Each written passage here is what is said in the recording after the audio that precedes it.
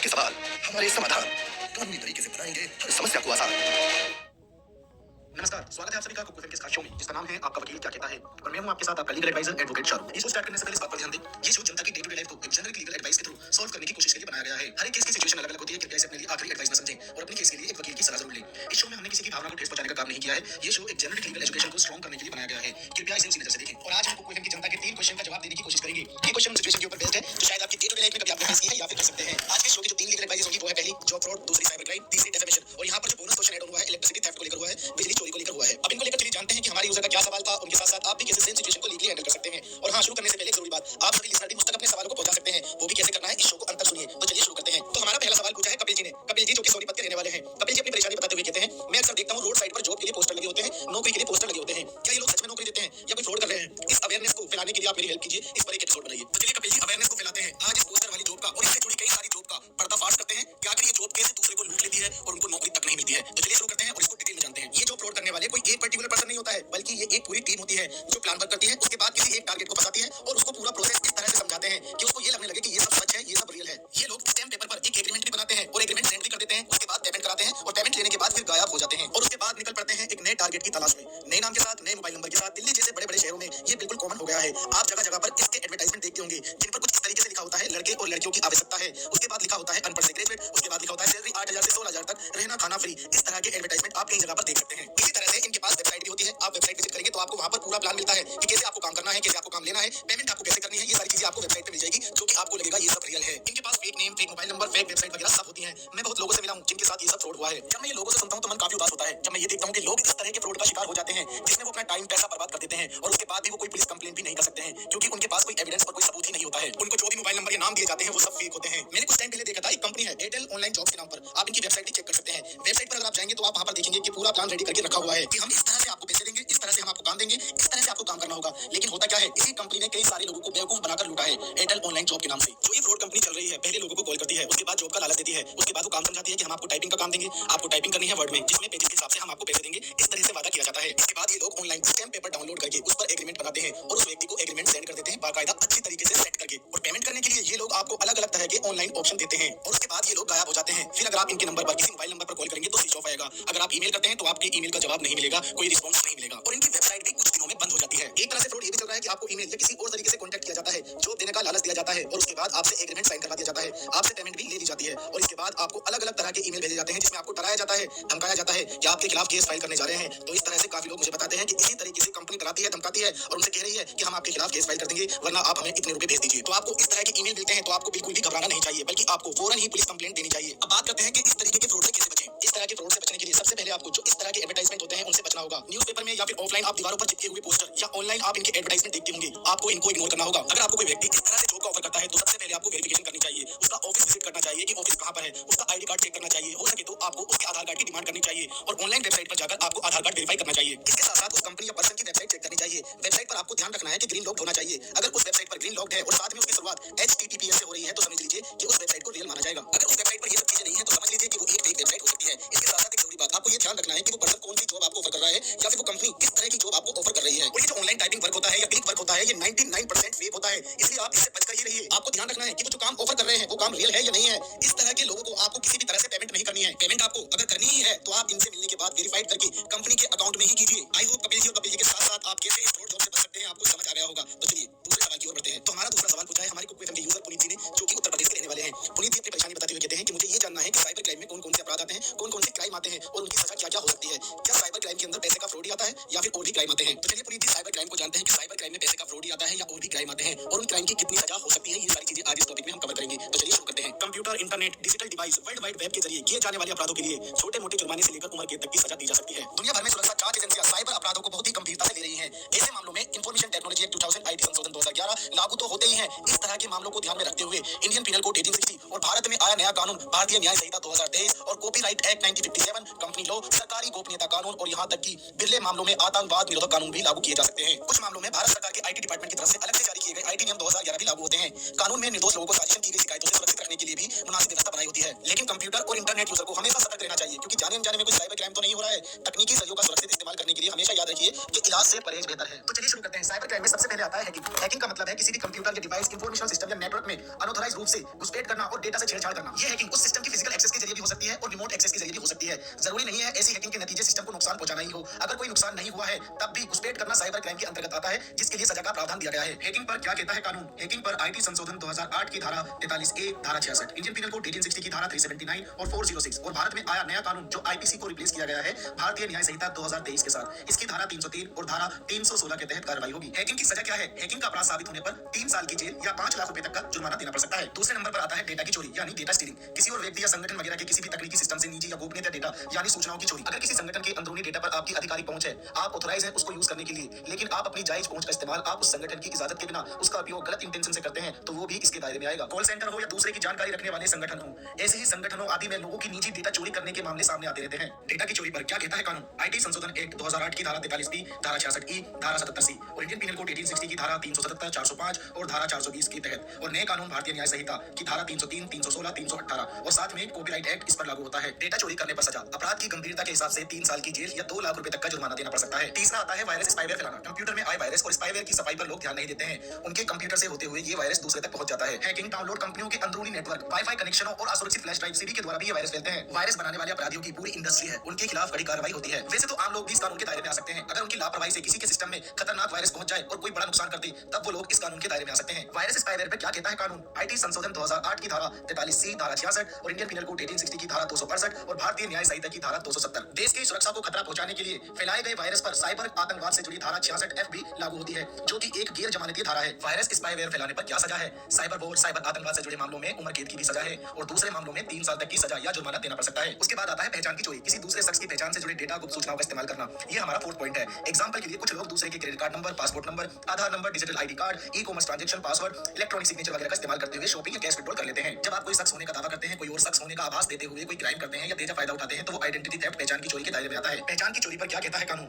IT संशोधन act 2008 की धारा 43, धारा 66C, इंडियन पीनल कोड 1860 की धारा 419 का इस्तेमाल मुमकिन है और भारतीय न्याय संहिता की धारा 319। पहचान की चोरी करने पर सजा क्या है? 3 साल तक की जेल या फिर 1 लाख रुपए तक का जुर्माना देना पड़ सकता है। 5वां पॉइंट आता है ईमेल स्पूफिंग और फ्रॉड। किसी दूसरे व्यक्ति का ईमेल एड्रेस का गलत इस्तेमाल करते हुए गलत इंटेंशन के साथ दूसरे व्यक्ति को ईमेल करना इसके तहत आता है। हैकिंग, फिशिंग, स्पैम इस तरह के फ्रॉड के लिए ज्यादातर इस्तेमाल किया जाता है। इनका इंटेंशन यही रहता है ईमेल पाने वाले को धोखा देकर उसकी गोपनीय जानकारियां हासिल करना होता है। ऐसी जानकारियों में bank account number, credit card number, e commerce site का पासवर्ड वगैरह आता है। ईमेल स्पूफिंग और फ्रॉड पर क्या कहता है कानून? आईटी एक्ट 2000 की धारा 77B, आईटी संशोधन की धारा 66D, आईपीसी की धारा 417, 419, 420 और 465 और भारतीय न्याय संहिता 2023 जो आईपीसी को रिप्लेस करके आया है उसकी धारा 318 सब क्लॉज 2, 318 सब क्लॉज 3, 319 और 336 सब क्लॉज 2। ईमेल स्पूफिंग और फ्रॉड पर क्या सजा है? 3 साल तक की जेल या फिर जुर्माना यहाँ पर भी देना पड़ सकता है। 6 पॉइंट आता है पोर्नोग्राफी। पोर्नोग्राफी के दायरे में ऐसे फोटोज, वीडियोस, टेक्स्ट, ऑडियो सामग्री आती है जिसकी प्रकृति यौन हो और न्यूडिटी पर आधारित हो। ऐसी सामग्री को इलेक्ट्रॉनिक ढंग से प्रकाशित करके किसी को भेजने या किसी और को भिजवाने पर पोर्नोग्राफी निरोधक कानून लागू होता है। जो लोग दूसरे की न्यूडिटी या अश्लील वीडियो तैयार कर लेते हैं या एमएमएस बना लेते हैं और इलेक्ट्रॉनिक माध्यम से दूसरे तक पहुंचाते हैं, जैसे कि यूट्यूब पर अपलोड कर देना,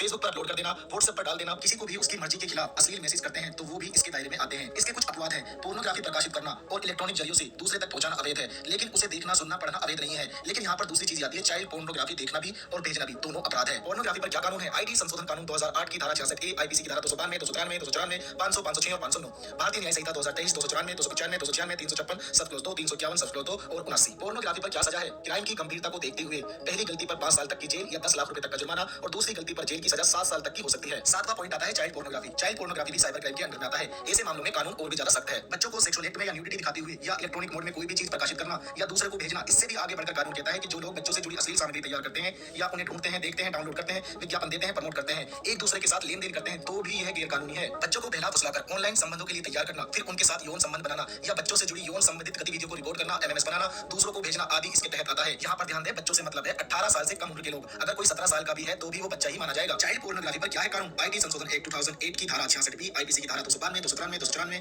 500, 506 और 509 और भारतीय न्याय संहिता की धारा 294, 295, 296, 356 सब क्लॉज 2, 351 सब क्लॉज 2 और 79। चाइल्ड पोर्नोग्राफी पर क्या है सजा? पहले अपराध करने पर 5 साल की जेल या 10 लाख रुपए का जुर्माना हो सकता है। दूसरी बार अपराध करने पर 7 साल तक की जेल या 10 लाख रुपए का जुर्माना हो सकता है। 8वां पॉइंट आता है तंग करना, हैक ऑफ। ये भी साइबर क्राइम के अंदर में आता है। सोशल नेटवर्किंग की वेबसाइट हो जैसे कि WhatsApp, Facebook, Twitter, Instagram, email या चैट वगैरह के जरिए बच्चों को और महिलाओं को तंग करने के मामले सामने आते रहे हैं। किसी भी डिजिटल जरिए से किसी को भी अश्लील या धमकाने वाले संदेश भेजना या किसी भी रूप में परेशान करना, ये साइबर क्राइम के अंतर्गत आता है। तंग करना यानी हैक ऑफ पर क्या है कानून? आईटी संशोधन एक्ट 2008 की धारा 66A। तंग करने की सजा क्या है? 3 साल की जेल या जुर्माना। तो पुनीत जी आप समझ गए होंगे कि साइबर क्राइम पैसे के फ्रॉड तक सीमित नहीं है, साइबर क्राइम हमारे निजी जीवन से जुड़ा हुआ है। अगर इसका हमने ध्यान नहीं रखा तो हमारे साथ भी साइबर क्राइम हो सकता है। अब चलिए अपने आज के शो के अंतिम सवाल की ओर बढ़ते हैं, जो कि हमसे पूछा है हमारे कुकू एफएम के यूजर संगीता जी ने। संगीता जी उत्तराखंड की रहने वाली है और अपनी परेशानी बताते हुए कहती है, मेरा भाई चोरी के झूठे केस में फंस गया था, अब वो केस भी हम जीत गए हैं। मेरा भाई निर्दोष निकला है, लेकिन जब हमारे परिवार से कोई भी घर से बाहर निकलता है तो कॉलोनी के 4-5 लोग हैं जो पीछे से शोर मचाते हैं, कमेंट करते हैं, देखो चोर की बहन जा रही है, चोर का भाई जा रहा है। हमें बहुत इंसल्ट लगती है। हम क्या मानहानि का मुकदमा कर सकते हैं? और ये मानहानि कैसे काम करती है, क्या होता है, इसको बता दीजिए। तो चलिए संगीता जी इसको भी हम डिटेल में जान लेते हैं कि मानहानि क्या होता है, मानहानि कैसे काम करता है। इंडियन पिनल कोड 1860 सेक्शन 499 और भारतीय न्याय संहिता 2023 सेक्शन 356 ऑफ 1 के अनुसार किसी के बारे में बुरी बातें बोलना, लोगों को अपमानजनक लेटर भेजना, किसी की प्रतिष्ठा गिराने वाली अफवाह फैलाना, अपमानजनक टिप्पणी या प्रकाशित करना, पति या पत्नी को छोड़कर किसी के बारे में अपमानजनक बात कहना, अफवाह फैलाना या अपमानजनक टिप्पणी प्रकाशित करना मतलब कि पब्लिश करना मानहानि माना जा सकता है। चलिए बात करते हैं कि मानहानि यानी डेफेमेशन कितने प्रकार के होते हैं। पहला पॉइंट आता है मरे हुए व्यक्ति पर ऐसा कोई लांछन लगाना जो उस व्यक्ति के जीवित रहने पर उसकी इज्जत को नुकसान पहुंचाता और उसके परिवार या रिलेटिव की भावनाओं को चोट पहुंचाता है, तो ये मानहानि की कैटेगरी में आता है, यानी कि डेफेमेशन की कैटेगरी में आता है। किसी कंपनी या किसी संगठन या व्यक्ति के समूह यानी ग्रुप के बारे में यही बात लागू होती है। किसी व्यक्ति पर मजाक उड़ाने के लिए कई बातें मानहानि की कैटेगरी में आती है। मानहानिकारक बातों को छापना या बेचना मानहानि की कैटेगरी में आता है। यदि कोई सच्ची टिप्पणी है तो वो मानहानि की कैटेगरी में नहीं आएगी। किसी व्यक्ति के बारे में यदि सच्ची टिप्पणी की गई हो और वो सार्वजनिक हित किसी लोक सेवक के सार्वजनिक आचरण के बारे में हो या उसके या दूसरों के हित में अच्छे इरादे से की गई हो, लोगों की भलाई को ध्यान में रखते हुए उन्हें आगाह करने के लिए, उन्हें बताने के लिए बताई गई हो, तो इसे मानहानि नहीं माना जाएगा। एग्जांपल के लिए अगर आप किसी दुकान से सामान खरीदते हैं और आपको पता है कि वो दुकानदार अच्छा सामान नहीं देता है, घटिया क्वालिटी का सामान देता है, तो अगर आप किसी दूसरे कस्टमर से ये कहेंगे कि ये व्यक्ति अच्छा सामान नहीं देता है, घटिया सामान देता है और आप इसकी दुकान से सामान मत खरीदो, तो ये मानहानि की कैटेगरी में नहीं आएगा, क्योंकि यहाँ पर आपने भलाई का ध्यान रखते हुए दूसरे व्यक्ति को आगाह करने के लिए उसकी बुराई बताई है। अब इसके उलट हम देखते हैं, जैसा कि संगीता जी का सवाल था, अगर आप किसी व्यक्ति को बोलते हैं देखो वो जा रहा है चोर का बेटा, कि वो जा रही है चोर की बहन, वो जा रहा है चोर का भाई, इस तरीके के शब्दों को मानहानि की कैटेगरी में रखा गया है, ये मानहानि की कैटेगरी में आएगा, डेफेमेशन की कैटेगरी में आएगा। संगीता जी आप उन लोगों के ऊपर मानहानि का मुकदमा कर सकते हैं। मानहानि के लिए कार्रवाई, डेफेमेशन के लिए क्या कार्रवाई है? मानहानि के लिए आप आपराधिक मुकदमा चलाकर मानहानि करने वाले व्यक्तियों और उसमें शामिल होने वाले व्यक्तियों को कोर्ट से सजा दिलवा सकते हैं। अगर मानहानि से किसी व्यक्ति को या उसके बिजनेस को या दोनों को कोई भी वास्तविक नुकसान हुआ है तो उसका हर्जाना प्राप्त करने के लिए सिविल कोर्ट में आवेदन प्रस्तुत करना होगा। मानहानि करने वालों के खिलाफ मुकदमा दर्ज कराने के लिए डॉक्यूमेंट्स के साथ साथ कंसर्न मजिस्ट्रेट की कोर्ट में लिखित शिकायत देनी पड़ेगी। कोर्ट शिकायत पेश करने वाले का बयान रिकॉर्ड करेगा, स्टेटमेंट रिकॉर्ड करेगा और अगर जरूरत हुई तो उनके साथी का भी बयान रिकॉर्ड किया जाएगा। इन बयानों के आधार पर अगर कोर्ट ये समझता है कि मुकदमा दर्ज करने के लिए पर्याप्त आधार उपलब्ध है तो मुकदमा दर्ज करके अभियुक्तों को कोर्ट में बुलाया जाएगा, उनको समन जारी कर दिया जाएगा और हर्जाने के मामले में जितनी भी डिमांड आपने की है उसकी कुछ परसेंटेज में आपको कोर्ट फीस जमा करानी होती है, जिसकी दर अलग अलग राज्यों में अलग अलग होती है। मानहानि के मामलों में वादी को केवल ये सिद्ध करना होता है कि जो टिप्पणी की गई है वो अपमानजनक थी, मतलब कि जिसने मानहानि का मुकदमा किया है सिर्फ उसको ये सिद्ध करना है कि जो मेरे खिलाफ बातें की गई हैं, मेरे खिलाफ जो बातें हुई हैं अपमानजनक हुई है, जिसकी वजह से मेरी बेइज्जती हो गई है और जो बेइज्जती हुई है वो पब्लिकली हुई है। उसे ये सिद्ध करने की बिल्कुल भी जरूरत नहीं है कि वो बात झूठी है या सच्ची है, इससे कोई फर्क नहीं पड़ता है। अब बचाव करने वाले व्यक्ति या पक्ष को ये साबित करना पड़ता है जो वादी के खिलाफ उसने टिप्पणी की थी, जो भी बात कही थी वो बात सही है या गलत है। अब एक सिचुएशन हो जाती है, यदि कोई व्यक्ति निर्दोष है लेकिन उसको डेफेमेशन में मानहानि में फंसा दिया जाता है, तो ऐसे में उस व्यक्ति को ये सिद्ध करना होगा कि मुझे बदनाम करने के लिए ब्लैकमेल करने जैसे बुरे इरादे से उसके खिलाफ आरोप लगाया गया है। और अगर आप निर्दोष साबित हो जाते हैं तो जिसने आपके ऊपर मुकदमा किया है आप उससे मुआवजे की मांग कर सकते हैं, उसके ऊपर भी मुकदमा दर्ज करा सकते हैं और ये जो आप मुकदमा करेंगे मानसिक तथा शारीरिक रूप से जो आपको चोट पहुंची है उसकी भरपाई के लिए करेंगे। आई होप संगीता जी आप समझ गई होंगी कि मानहानि क्या होता है, डेफिनेशन क्या होता है और किस तरीके से आप मानहानि कर सकती हैं। तो चलिए चलते हैं कुकू एफएम के खास शो के बोनस क्वेश्चन की तरफ, जो कि हमसे पूछा है हमारे कुकू एफएम के यूजर मिथुन जी ने। हेलो सर, आई एम मिथुन कुमार। नमस्कार सर, मेरा बिजली विभाग से रिलेटेड है। मेरे घर के ऊपर छापामारी पड़ी है। मैं कुर्सियों से नीचे से लाइन हटा करके डायरेक्ट कनेक्शन करके मैं जला रहा दिया पता और स्मार्ट मीटर लगी हुई थी, वहाँ से लाइन कटकर मैंने तो छापामारी हुई है और आइए हो गई है, मामला चला गया है। तो कैसा क्या करना होगा मेरे को उसके लिए?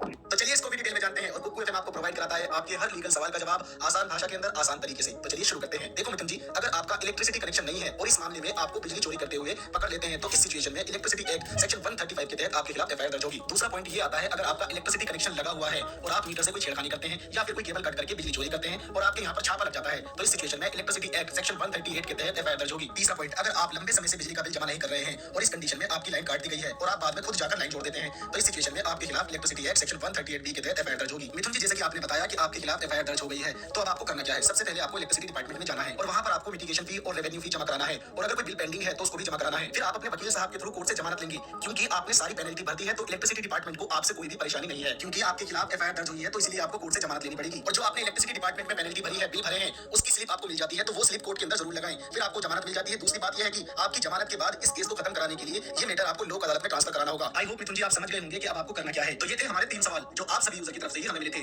जिसके जवाब में हमने आपको एक लीगल एडवाइस बड़ी आसानी से आपको बताई। अब आप भी अगर मुझसे यानी अपने लीगल एडवाइजर एडवोकेट शाहरुख से अपने सवालों पर लीगल एडवाइस चाहते हैं तो बेहद आसान है। आप बस उठाइए अपना फोन और अपने सवालों को लिखकर मुझे मेल कर सकते हैं वकील WAQEEL वकील@cookfm.com पर, या फिर आप अपने सवालों को हमारे ऑफिशियल कॉलिंग नंबर पर रिकॉर्ड कर हमें भेज सकते हैं। हमारा ऑफिशियल कॉलिंग नंबर है 01141198004, या फिर आप अपने सवाल हमें कमेंट बॉक्स के जरिए भी पहुंचा सकते हैं। हम अगले शो में आपकी तरफ से आए 3 सवालों को उठाएंगे और उस पर अपनी तरफ से लीगल एडवाइस देंगे जो आपके लिए और बाकी सेम सिचुएशन वालों के लिए हेल्पफुल रहेगी। तो चलिए इस खास पेशकश को अभी के लिए यानी एंड करते हैं। मिलते हैं नेक्स्ट वीक एक नए एपिसोड के साथ, नए सवालों के साथ। हमें मेल करके या फिर कॉल के जरिए या फिर कमेंट बॉक्स के जरिए भी आप अपने सवालों को हम तक पहुंचा सकते हैं। अपने सवाल पूछना ना भूलें। आप सुन रहे हैं कुकू एफएम, सुने जो मन चाहे। आपके सवाल हमारे समाधान, कानूनी तरीके से बनाएंगे हर समस्या को आसान। नमस्कार, स्वागत है आप सभी का कुकू एफएम के इस खास शो में जिसका नाम है आपका वकील क्या कहता है, और मैं हूं आपके साथ आपका लीगल एडवाइजर एडवोकेट शाहरुख। ये शो स्टार्ट करने से पहले इस बात पर ध्यान दें, ये शो जनता की डे टू डे लाइफ को एक जेनरिक लीगल एडवाइस के थ्रू सॉल्व करने की कोशिश के लिए बनाया गया है। हर एक केस की सिचुएशन अलग अलग होती है, कृपया इसे अपने लिए आखिरी एडवाइस न समझें और अपने केस के लिए एक वकील की सलाह जरूर लें। इस शो में हमने किसी की भावना को ठेस पहुंचाने का काम नहीं किया है। ये शो एक जेनरिक लीगल एजुकेशन को स्ट्रॉन्ग करने के लिए बनाया गया है। कृपया इसे उसी नजर से देखें। और आज हम कुकू एफएम की जनता के 3 क्वेश्चन का जवाब देने की कोशिश करेंगे। ये क्वेश्चन उन सिचुएशन के ऊपर बेस्ड है जो शायद आपकी डे टू डे लाइफ में कभी आपने फेस की है या फिर कर सकते हैं। आज के शो की जो 3 लीगल एडवाइस होंगी, अब इनको लेकर चलिए जानते हैं कि हमारे यूजर का क्या सवाल था, और उनके साथ साथ आप भी किसी सेम सिचुएशन को लीगली हैंडल कर सकते हैं। और हां, शुरू करने से पहले इस बात पर ध्यान दें, आप सभी लिसनर भी मुझ तक अपने सवालों को पहुंचा सकते हैं। वो भी कैसे करना है, इस शो को अंत तक सुनिए। तो चलिए शुरू करते हैं। तो हमारा पहला सवाल पूछा है हमारे यूजर अनिल कुमार जी ने। अनिल कुमार जी जो कि राजस्थान के रहने वाले हैं। अनिल कुमार जी अपनी परेशानी बताते हुए कहते हैं, मैंने अभी कुछ टाइम पहले प्रॉपर्टी डीलर का बिजनेस स्टार्ट किया है। मुझे पूरा कंप्लीट प्रोसेस जानना है कि प्रॉपर्टी रजिस्ट्रेशन कैसे होता है, कितना टाइम लगता है, ये सब। इस पर सिर्फ मुझे कानूनी ही बात बताएं कि कानून के तौर पर हम कैसे रजिस्ट्रेशन करवाते हैं, क्या प्रोसेस रहता है, क्या टाइम लग जाता है। तो अनिल कुमार जी, ऐसे मामले में आप क्या-क्या स्टेप ले सकते हैं, चलिए इसको डिटेल में जानते हैं। किसी भी इंसान को प्रॉपर्टी खरीदकर रजिस्ट्रेशन करवाना एक बहुत जरूरी काम होता है। सभी डॉक्यूमेंट या रजिस्ट्रेशन के बिना आपके घर या प्रॉपर्टी खरीद का प्रोसेस पूरा नहीं होता है। जैसे कि स्टैंप ड्यूटी, पंजीकरण वगैरह को अगर आप नहीं समझते हैं तो आपके साथ धोखाधड़ी हो सकती है। तो चलिए शुरू करते हैं आज के सवाल के साथ। आज हम बात करेंगे किसी भी जमीन या प्रॉपर्टी को खरीदने और उसकी रजिस्ट्री करवाने के क्या-क्या नियम हैं, और रजिस्ट्री के लिए किन-किन डॉक्यूमेंट की जरूरत पड़ती है और इसका क्या प्रोसेस होता है। सबसे पहले हम बात करेंगे स्टैंप ड्यूटी क्या होती है, आखिर क्या है ये स्टैंप ड्यूटी। स्टैंप ड्यूटी एक तरह का टैक्स होता है जो प्रॉपर्टी और दूसरी तरह के लेन-देन पर लगाया जाता है, जैसे कि sale deed, gift deed, conveyance deed, property of attorney, lease deed जैसे डॉक्यूमेंट पर भुगतान किया जाता है। प्रॉपर्टी को खरीदने या प्रॉपर्टी को ट्रांसफर करने पर स्टैंप ड्यूटी और रजिस्ट्रेशन फीस का भुगतान करना होता है, और स्टैंप ड्यूटी का रेट प्रॉपर्टी की वैल्यू पर निर्भर करता है कि कितने % तक हो सकती है। स्टैंप ड्यूटी और पंजीकरण शुल्क राज्य सरकार द्वारा लगाया जाता है, इसलिए हर राज्य में इसकी दर अलग-अलग होती है। बड़े-बड़े शहरों में स्टैंप ड्यूटी ज्यादा होती है और छोटे शहरों में स्टैंप ड्यूटी कम होती है। ट्रांसफर डॉक्यूमेंट पर स्टैंप ड्यूटी का भुगतान करने के बाद डॉक्यूमेंट को इंडियन रजिस्ट्रेशन एक्ट के आधार पर रजिस्टर करवाना होता है। प्रॉपर्टी का रजिस्ट्रेशन उस जगह के उप रजिस्ट्रार के अधिकार क्षेत्र के तहत किया जाता है। रजिस्ट्रेशन का मकसद होता है ट्रांसफर डॉक्यूमेंट को रिकॉर्ड करना। जब तक प्रॉपर्टी का खरीदार या प्राप्तकर्ता के नाम से सरकार के पास रजिस्ट्रेशन नहीं होती है, तब तक खरीदार या प्राप्तकर्ता घर का ऑफिशियल ओनर नहीं बनता है। रजिस्ट्रेशन की एक ओरिजिनल कॉपी रजिस्ट्रार साहब के पास रखी जाती है ताकि किसी भी तरह के विवाद के मामलों में उस रजिस्ट्री को काम में लिया जा सके। चलिए अब हम बात करते हैं प्रॉपर्टी या जमीन के रजिस्ट्रेशन का पूरा प्रोसेस क्या होता है। आप किसी भी जमीन या किसी भी प्रॉपर्टी को सिंपल से 7 स्टेप में अपने नाम पर रजिस्ट्रेशन करवा सकते हैं। स्टेप 1, सबसे पहले आपके क्षेत्र के सर्कल रेट के अनुसार अपनी प्रॉपर्टी का वैल्यूएशन करवाना होता है। इसके लिए आप किसी भी एडवोकेट से मिल सकते हैं। वैल्यूएशन का मतलब होता है आपकी प्रॉपर्टी की सरकारी कीमत कितनी है, सरकार के पास इस प्रॉपर्टी का कितना मूल्य है, किस हिसाब से आपकी प्रॉपर्टी कितने की है, ये सरकार के पास डेटा होता है। स्टेप 2, अब आपने जो प्रॉपर्टी खरीदी है उसकी वास्तविक मूल्य आपने कितना चुकाया है उसकी तुलना स्टेप 1 में की गई है, जो कि वैल्यूएशन से करनी होती है। एग्जांपल के लिए किसी प्रॉपर्टी का सरकारी कीमत 10 लाख रुपए है और आपने उसे 8 लाख रुपए में खरीदा है, तो यहाँ पर आपको ये देखना होगा कौन सी कीमत ज्यादा है। स्टेप 3, वैल्यूएशन यानी स्टेप 1 और खरीद मूल्य यानी स्टेप 2, दोनों में से जो मूल्य अधिक है उस पर स्टैंप ड्यूटी कैलकुलेट होती है। स्टैंप ड्यूटी की राशि गणना आपके राज्य की स्टैंप दरों के अनुसार होगी। एग्जांपल के लिए किसी प्रॉपर्टी की सरकारी कीमत 10 लाख रुपए है और आपने उसे 8 लाख रुपए में खरीदा, तो यहाँ पर स्टैंप ड्यूटी जो लगेगा वो 10 लाख रुपए पर लगेगा। इस तरह से यदि किसी प्रॉपर्टी की सरकारी कीमत 20 लाख रुपए है और आपने उसे 22 लाख रुपए की खरीदी, तो यहाँ पर जो स्टैंप ड्यूटी देनी होगी वो 22 लाख रुपए पर देनी होगी। यहाँ पर आप एक बात समझ लीजिए कि सरकारी कीमत और आपने जो उसकी वास्तविक कीमत दी है, जिसकी कीमत ज्यादा होगी उसी के हिसाब से स्टैंप ड्यूटी देनी होती है। स्टेप 4, अब स्टेप 3 में जितनी भी स्टैंप ड्यूटी बनी है उतने रुपए के आपको नॉन जुडिशियल स्टैंप पेपर खरीदने होंगे। स्टेप 5, अब इन पेपर पर आपको सेल डीड प्रिंट करवानी होगी। अगर अन्य किसी प्रकार का लेन देन है जैसे कि गिफ्ट डीड, लीज डीड या फिर मॉर्गेज है तो उस पर आपको एग्रीमेंट प्रिंट करवाना होगा। स्टेप 6, अब आपको उप पंजीकरण अधिकारी यानी सब रजिस्ट्रार के पास इन डॉक्यूमेंट को रजिस्टर करवाना होगा और उसके साथ साथ आप 2 गवाह भी लेकर जाएंगे। गवाहों का पहचान पत्र या कोई भी डॉक्यूमेंट फोटो के साथ आपको ले जाना होगा। जो प्रॉपर्टी को बेच रहा है उसका आधार कार्ड, उसके 3 फोटो, और जो खरीद रहा है उसके 3 फोटो और उसका आधार कार्ड। 2 गवाहों का आधार कार्ड या कोई भी आईडी और 3 फोटो होना चाहिए। इसके अलावा जो प्रॉपर्टी खरीद रहा है उसका एक फोटो उस प्रॉपर्टी पर होना चाहिए, मतलब कि उस प्रॉपर्टी पर खड़े होकर वह व्यक्ति फोटो खिंचवाएगा। स्टेप 7, इसके कुछ दिनों बाद आपको रजिस्ट्रार ऑफिस से रजिस्टर्ड ओरिजिनल सेल डीड यानी कि रजिस्टर्ड डॉक्यूमेंट मिल जाएंगे। तो ये था अनिल जी एक कंप्लीट प्रोसेस किसी भी प्रॉपर्टी को ट्रांसफर या सेल डीड गिफ्ट डीड कराने के लिए। चलिए दूसरे सवाल को जानते हैं जो कि हमसे पूछा है हमारे कुकू एफएम के यूजर पिंकी जी ने, जो कि गुजरात की रहने वाली हैं। पिंकी जी अपनी परेशानी बताते हुए कहती हैं, हमारे इंडिया में नाम चेंज कैसे करवा सकते हैं, मुझे अपना नाम पसंद नहीं है, मेरी शादी होने वाली है तो इस नाम के साथ अच्छा नहीं लग रहा है, नाम चेंज कराने का क्या प्रोसेस होता है हमारे इंडिया के अंदर कानूनी तौर पर बताएं। तो चलिए पिंकी जी इसको भी हम डिटेल में जानते हैं। अक्सर लोगों को नाम चेंज कराने का प्रोसेस नहीं पता होता है क्योंकि लोगों को वही चीज पता होती है जिसकी उन्हें जरूरत पड़ती है। नाम चेंज कराने का एक ऐसा प्रोसेस है जिसकी जरूरत बहुत कम लोगों को पड़ती है, लेकिन जब भी नाम चेंज करने की जरूरत पड़ती है तो इसकी जानकारी ना होने की वजह से आपको बहुत सारी प्रॉब्लम का सामना करना पड़ सकता है। नाम चेंज कराने के बहुत सारे रीजन होते हैं, जैसे कि आपकी शादी हो गई है और आप अपना सरनेम अपने हस्बैंड के नाम पर करवाना चाहती हैं, तब भी आपको नाम चेंज का प्रोसेस फॉलो करना होता है। है। और यदि आप पासपोर्ट बनवाना चाहते हैं और आपके नेम के साथ सरनेम नहीं है तो आपका पासपोर्ट नहीं बनता है। इसलिए आपको पहले अपने नेम के साथ सरनेम लगवाना पड़ता है। उसके लिए आपको भी यही फॉलो करना होता है, नेम चेंज का प्रोसेस फॉलो करना होता है। इसी तरह से अगर आपको अपना नाम पसंद नहीं है तो आप अपना नाम चेंज करवा सकते हैं। तो आज हम बात करेंगे कि आप अपना नाम कानूनी तौर पर कैसे बदलवा सकते हैं। तो चलिए डिटेल में जानते हैं। अगर आप ये 3 स्टेप फॉलो करते हैं तो आप अपना नाम आसानी से बदलवा सकते हैं। सबसे पहले स्टेप आता है एफिडेविट। आपको किसी भी नोटरी एडवोकेट से एक एफिडेविट बनवाना होता है जो कि 150 से 200 रुपए में बन जाता है। एफिडेविट में 3 चीजों का होना बहुत जरूरी है, आपका पुराना नाम और आपका न्यू नेम, दूसरा एड्रेस, तीसरा रीजन कि किस रीजन से आप अपना नाम चेंज करवाना चाहते हैं, बदलवाना चाहते हैं, वो रीजन आपको यहाँ पर देना होता है। जैसे कि मैंने आपको बताया कि आपकी शादी हो गई है और आप अपने हस्बैंड का सरनेम लगवाना चाहते हैं, या आप पासपोर्ट बनवाना चाहते हैं उसके लिए आप सरनेम लगवाना चाहते हैं, या आपको अपना नाम पसंद नहीं है, तो जो भी रीजन है उसका रीजन आपको एफिडेविट में देना होता है। अगर आप सेंट्रल गवर्नमेंट के एम्प्लॉई हैं तो एफिडेविट के साथ आपको नेम चेंज डीड भी देनी पड़ेगी। दूसरा स्टेप आता है न्यूज़पेपर में पब्लिश कराने का। आपको किन्हीं 2 न्यूज़पेपर में अपने नेम चेंज करने की नोटिफिकेशन को पब्लिश कराना होता है। इसके लिए आपको 2 न्यूज़पेपर चूज करने होते हैं, जिसमें सबसे पहला न्यूज़पेपर होता है आपकी लोकल लैंग्वेज, दूसरा आता है हमारा इंग्लिश लैंग्वेज। एग्जांपल के लिए अगर आप पंजाब में रहते हैं और आप नाम चेंज करवाना चाहते हैं तो आपको एक पंजाबी लैंग्वेज में नोटिफिकेशन देनी होगी। दूसरा न्यूज़पेपर होगा हमारा इंग्लिश लैंग्वेज का, जिसमें आपको इंग्लिश लैंग्वेज में भी नोटिफिकेशन देनी होती है, पब्लिश कराना होता है कि आप अपना नाम बदल रहे हैं, अब आपको इस नाम से जाना जाएगा, भविष्य में इस नाम से जाना जाएगा। अब यहाँ पर एक सवाल आ जाता है कि न्यूज़पेपर में पब्लिश क्यों कराया जाता है। न्यूज़पेपर में पब्लिश इसलिए कराया जाता है कि अगर किसी को आपके नाम चेंज करने पर कोई ऑब्जेक्शन है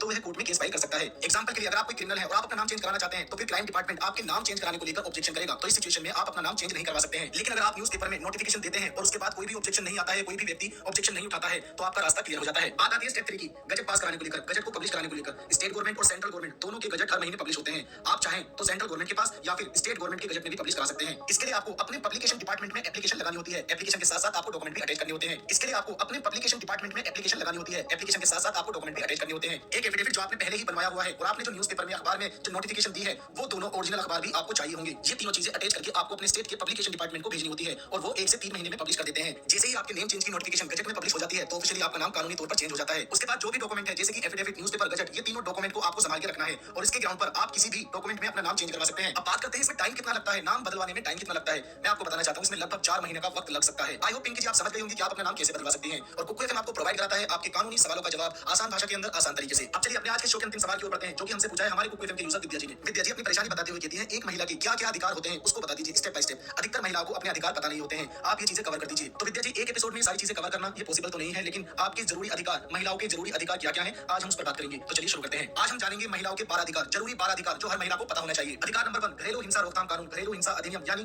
डोमेस्टिक वायलेंस एक्ट 2005 के तहत महिला अपने पति या पति के परिवार वालों के द्वारा अगर टॉर्चर की जा रही है तो घरेलू हिंसा के तहत उनकी शिकायत दर्ज करा सकती है। घरेलू हिंसा का मतलब है महिला के साथ किसी भी तरह की हिंसा उसके साथ अगर की जा रही है पति के द्वारा या पति के परिवार द्वारा। डोमेस्टिक वायलेंस एक्ट 2005 के तहत कोई भी महिला अगर अपने पति या पति के घर वालों के द्वारा टॉर्चर की जा रही है तो वो महिला घरेलू हिंसा के तहत शिकायत दर्ज करा सकती है। ऐसा जरूरी नहीं है कि महिला ही अपनी शिकायत खुद दर्ज कराएगी, महिला की तरफ से कोई भी शिकायत दर्ज करा सकता है। इस कानून के तहत गुजारा भत्ता भी लिया जा सकता है। अधिकार नंबर 2, वर्किंग प्लेस में उत्पीड़न के खिलाफ कानून, सेक्सुअल हैरेसमेंट अधिनियम के तहत आपको वर्किंग प्लेस पर हुए सेक्सुअल हैरेसमेंट के खिलाफ शिकायत दर्ज कराने का पूरा अधिकार है। सेंट्रल गवर्नमेंट ने भी महिला कर्मचारियों के लिए नए नियम लागू किए हैं, जिसके तहत वर्किंग प्लेस पर सेक्सुअल अब्यूज की शिकायत होने पर महिलाओं को जांच लंबित होने तक 90 दिनों की पेड लीव दी जा सकती है। सेक्सुअल हैरेसमेंट एक्ट के तहत आपको वर्किंग प्लेस पर हुए सेक्सुअल हैरेसमेंट के खिलाफ शिकायत दर्ज कराने का पूरा अधिकार है, पूरा हक है। यह पेड लीव का मतलब होता है कि 90 दिनों की छुट्टी दी जाएगी, लेकिन उनकी सैलरी से कोई भी पैसा काटा नहीं जाएगा। अधिकार नंबर 3, कन्या भ्रूण हत्या के खिलाफ अधिकार। भ्रूण हत्या का मतलब है कि जन्म से पहले ही होने वाले बच्चे की हत्या कर देना। कई मामलों में गर्भ से पहले ही लड़की को मार दिया जाता है। एक महिला को जीने का अधिकार देने के लिए लिंग की जांच और उसकी हत्या के खिलाफ कानून बनाया गया है। गर्भ में पल रहे बच्चे की लिंग की जांच करना या करवाना दोनों कानूनन अपराध है। अधिकार नंबर 4, नाम को सार्वजनिक न करने का या फिर छुपाने का अधिकार। यौन उत्पीड़न शिकार महिलाओं को अपने नाम की गोपनीयता बनाने का पूरा अधिकार दिया गया है। ऐसे मामलों में कोई भी महिला किसी भी महिला पुलिस अधिकारी की मौजूदगी में ही या फिर जिला अधिकारी के सामने ही मामला दर्ज करा सकती है। कई बार रेप की शिकार महिला पुलिस की जांच मुकदमे से होने वाली बदनामी के डर से शिकायत दर्ज नहीं कराती है, तो सरकार ने कुछ नए नियम लागू किए हैं, जैसे कि पीड़िता का बयान महिला पुलिस अधिकारी दर्ज करेगी, दूसरा पीड़िता का बयान उसके परिजनों के सामने होगा। अधिकार नंबर 5, रात में गिरफ्तार न होने का अधिकार। सीआरपीसी सेक्शन 46 के तहत एक महिला को सूरज डूबने के बाद सूरज उगने से पहले गिरफ्तार नहीं किया जा सकता है।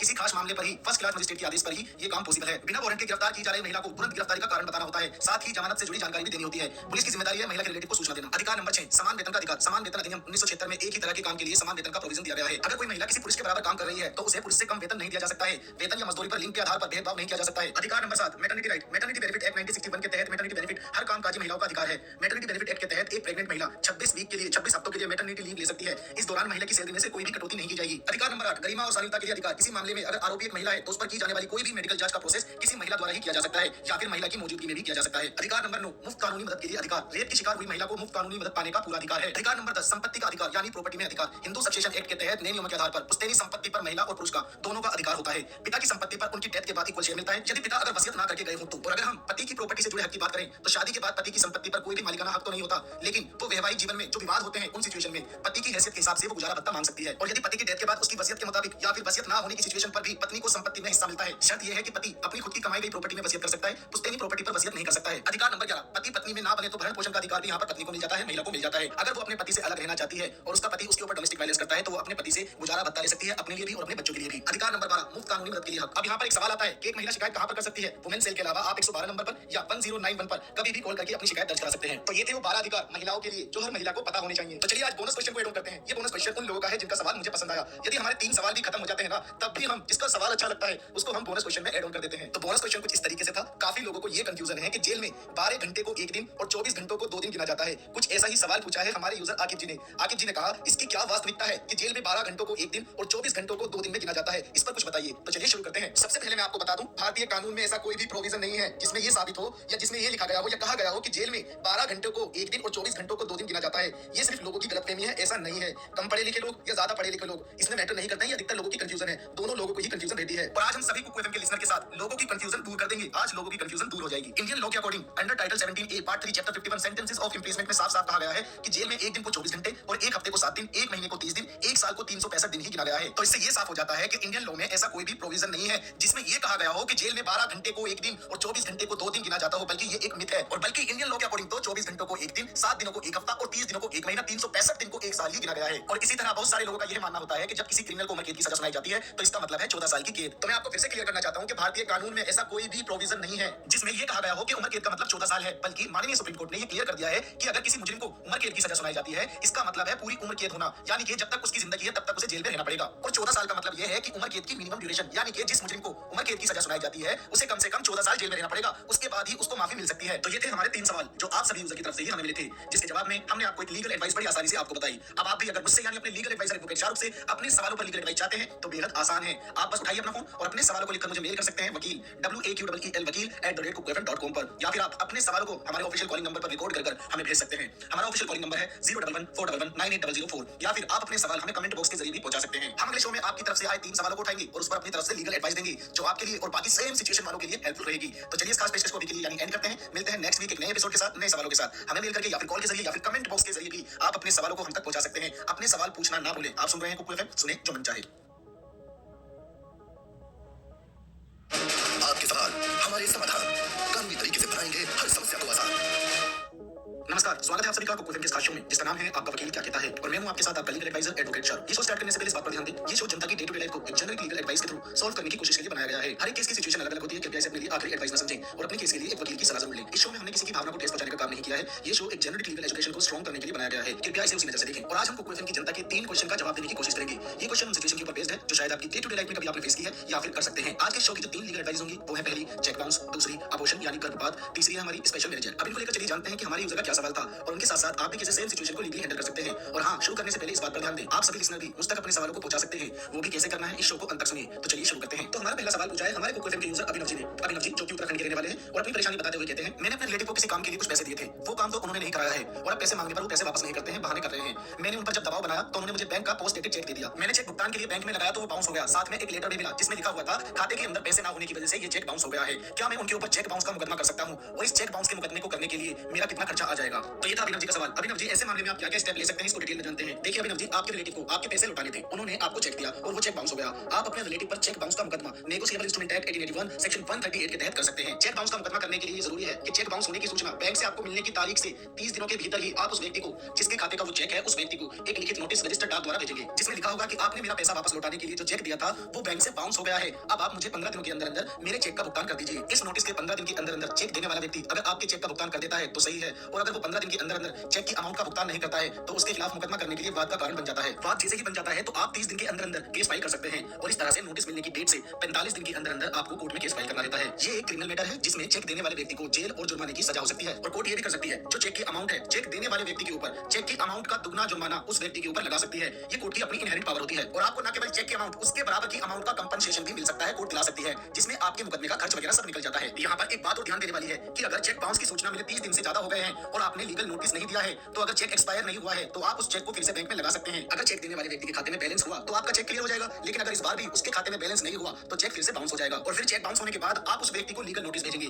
जिसमें आप यही लिखेंगे चेक बाउंस हो गया है, इसलिए आप चेक का भुगतान 15 दिन के अंदर अंदर कर दीजिए। अब अगर वो व्यक्ति लीगल नोटिस मिलने के बाद 15 दिन के अंदर अंदर चेक का भुगतान कर देता है, आपके पैसे वापस कर देता है तो सही है। अगर वो भुगतान नहीं करता है तो आप 30 दिनों के अंदर अंदर कोर्ट में केस फाइल कर सकते हैं। कई बार ये पता नहीं चलता है कि चेक देने वाले व्यक्ति को नोटिस मिला है या नहीं मिला है, इसलिए ये मानकर चलिए नोटिस डाक से भेजे जाने के अगले दिन से 10वें दिन तक जरूर मिल गया होगा। और आप नोटिस को जिस दिन डाक में छोड़ जाते हैं उस दिन से 15वें दिन से लेकर 45 दिन के अंदर केस फाइल कर सकते हैं। आपका बैंक अकाउंट जिस ब्रांच में है या जहां चेक देने वाला व्यक्ति रहता है और जहां आपको चेक दिया गया है, उन स्थानों में से किसी एक स्थान पर भी आप क्षेत्र अधिकार रखने वाले मजिस्ट्रेट साहब की कोर्ट में चेक बाउंस का मुकदमा कर सकते हैं। बात करते हैं फीस की। अगर आप चेक बाउंस का नोटिस खुद देंगे तो केवल नोटिस टाइप कराने का खर्चा जो भी टाइपिस्ट लेते हैं वो देना होता है, या फिर आप खुद भी लिखकर भेज सकते हैं। बट मेरी पर्सनल राय आपके लिए यही है कि आप नोटिस किसी वकील द्वारा ही भेजें, क्योंकि नोटिस एक बहुत इंपॉर्टेंट रोल प्ले करता है आपके केस को मजबूत करने में। अगर आप नोटिस किसी एडवोकेट के द्वारा भेजेंगे तो ये चेक के अमाउंट पर निर्भर करता है, साथ में वकील साहब पर भी निर्भर करता है कि वो आपसे नोटिस के कितने चार्ज ले सकते हैं। और कोर्ट में ट्रायल चलाने के लिए एडवोकेट की फीस भी चेक अमाउंट पर निर्भर करती है, लेकिन ये सब खर्चे आपको ज्यादा भारी नहीं पड़ेंगे, क्योंकि अगर आप केस जीत जाते हैं तो कोर्ट आपको कंपनसेशन दिलवाएगा, जिसमें आपके इन सब खर्चों की पूर्ति हो जाएगी। यहाँ पर टाइम पीरियड पर ध्यान देना बहुत जरूरी है, तभी आप नेगोशिएबल इंस्ट्रूमेंट एक्ट सेक्शन 138 का मुकदमा दर्ज करा सकते हैं। आपके पास 45 दिनों का समय है और ये टाइम चेक बाउंस होने की तारीख से स्टार्ट हो जाता है, और इन 45 दिनों के अंतर्गत ही कोर्ट में आपको केस फाइल करना रहता है। आई होप अभिनव जी आप समझ गए होंगे कि आपको क्या-क्या स्टेप लेने हैं, और आपके साथ-साथ कुकू एफएम के यूजर अगर सुन रहे हैं ये एपिसोड तो वो भी समझ गए होंगे अगर उनकी सेम सिचुएशन है तो उनको क्या-क्या करना होगा। चलिए दूसरे सवाल को जानते हैं जो कि हमसे पूछा है हमारे कुकू एफएम के यूजर प्रिया जैन ने,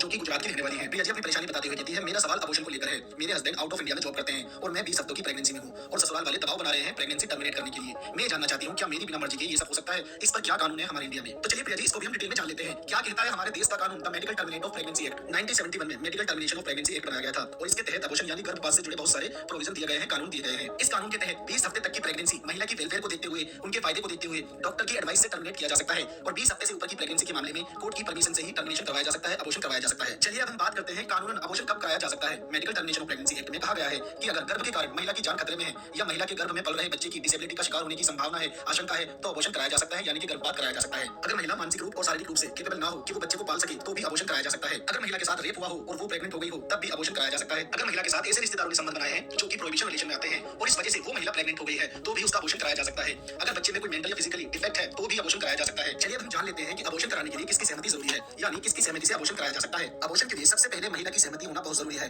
हाल ही में माननीय सुप्रीम कोर्ट ने ये कहा था कि महिला का अपने शरीर पर एब्सोल्यूट डिस्क्रिप्शन यानी संपूर्ण अधिकार होता है, महिला को इस अधिकार से वंचित नहीं किया जा सकता है। ये एक फंडामेंटल प्रिंसिपल है कि वो अपने शरीर पर एब्सोल्यूट डिस्क्रिप्शन के साथ-साथ पर्सनल एटोनॉमी का अधिकार भी रखती है कि वो अपने फैसले खुद ले सके। Medical termination of pregnancy act के तहत अबॉर्शन के लिए महिला की सहमति होना बहुत जरूरी है। बिना महिला की सहमति के अबॉर्शन कराना कानूनन अपराध है। चलिए अब हम बात करते हैं कि इसमें सजा का क्या प्रोविजन है। महिला की सहमति के बिना उसकी प्रेगनेंसी टर्मिनेट कराने पर सख्त से सख्त प्रोविजन दिया गया है। अगर किसी महिला की उसकी मर्जी के खिलाफ उसका अबॉर्शन कराया जाता है तो ऐसे में दोषी पाए जाने पर 10 साल से लेकर उम्र कैद तक की सजा का प्रावधान दिया गया है। आगे बढ़ने से पहले इस बात पर ध्यान दें, 1 जुलाई 2024 को आईपीसी की जगह पर भारतीय न्याय संहिता 2023 लागू होने जा रही है, तो मैं आईपीसी के सेक्शन के साथ-साथ भारतीय न्याय संहिता के सेक्शन भी आपको बताऊंगा। तो चलिए फिर से अपने टॉपिक पर आ जाते हैं। इंडियन पीनल कोड 1860 सेक्शन 312 और भारतीय न्याय संहिता सेक्शन 86 के तहत अगर महिला के फायदे के लिए अबॉर्शन नहीं कराया गया है तो ऐसे मामलों में दोषियों के लिए कानून के अंदर सख्त से सख्त प्रोविजन बनाए गए हैं। इंडियन पीनल कोड 1860 सेक्शन 313 और भारतीय न्याय संहिता के सेक्शन 87 के तहत ये प्रोविजन दिया गया है कि अगर महिला की सहमति के बिना उसका अबॉर्शन करा दिया जाता है तो ऐसे मामलों में दोषी पाए जाने वाले व्यक्ति को 10 साल से लेकर उम्र कैद तक की सजा हो सकती है। इंडियन पीनल कोड 1860 सेक्शन 314 के तहत और नए कानून भारतीय न्याय संहिता 2023 के सेक्शन 88 के तहत ये प्रोविजन दिया गया है कि अगर अबॉर्शन कराए जाने के दौरान महिला की डेथ हो जाती है तो दोषी पाए जाने पर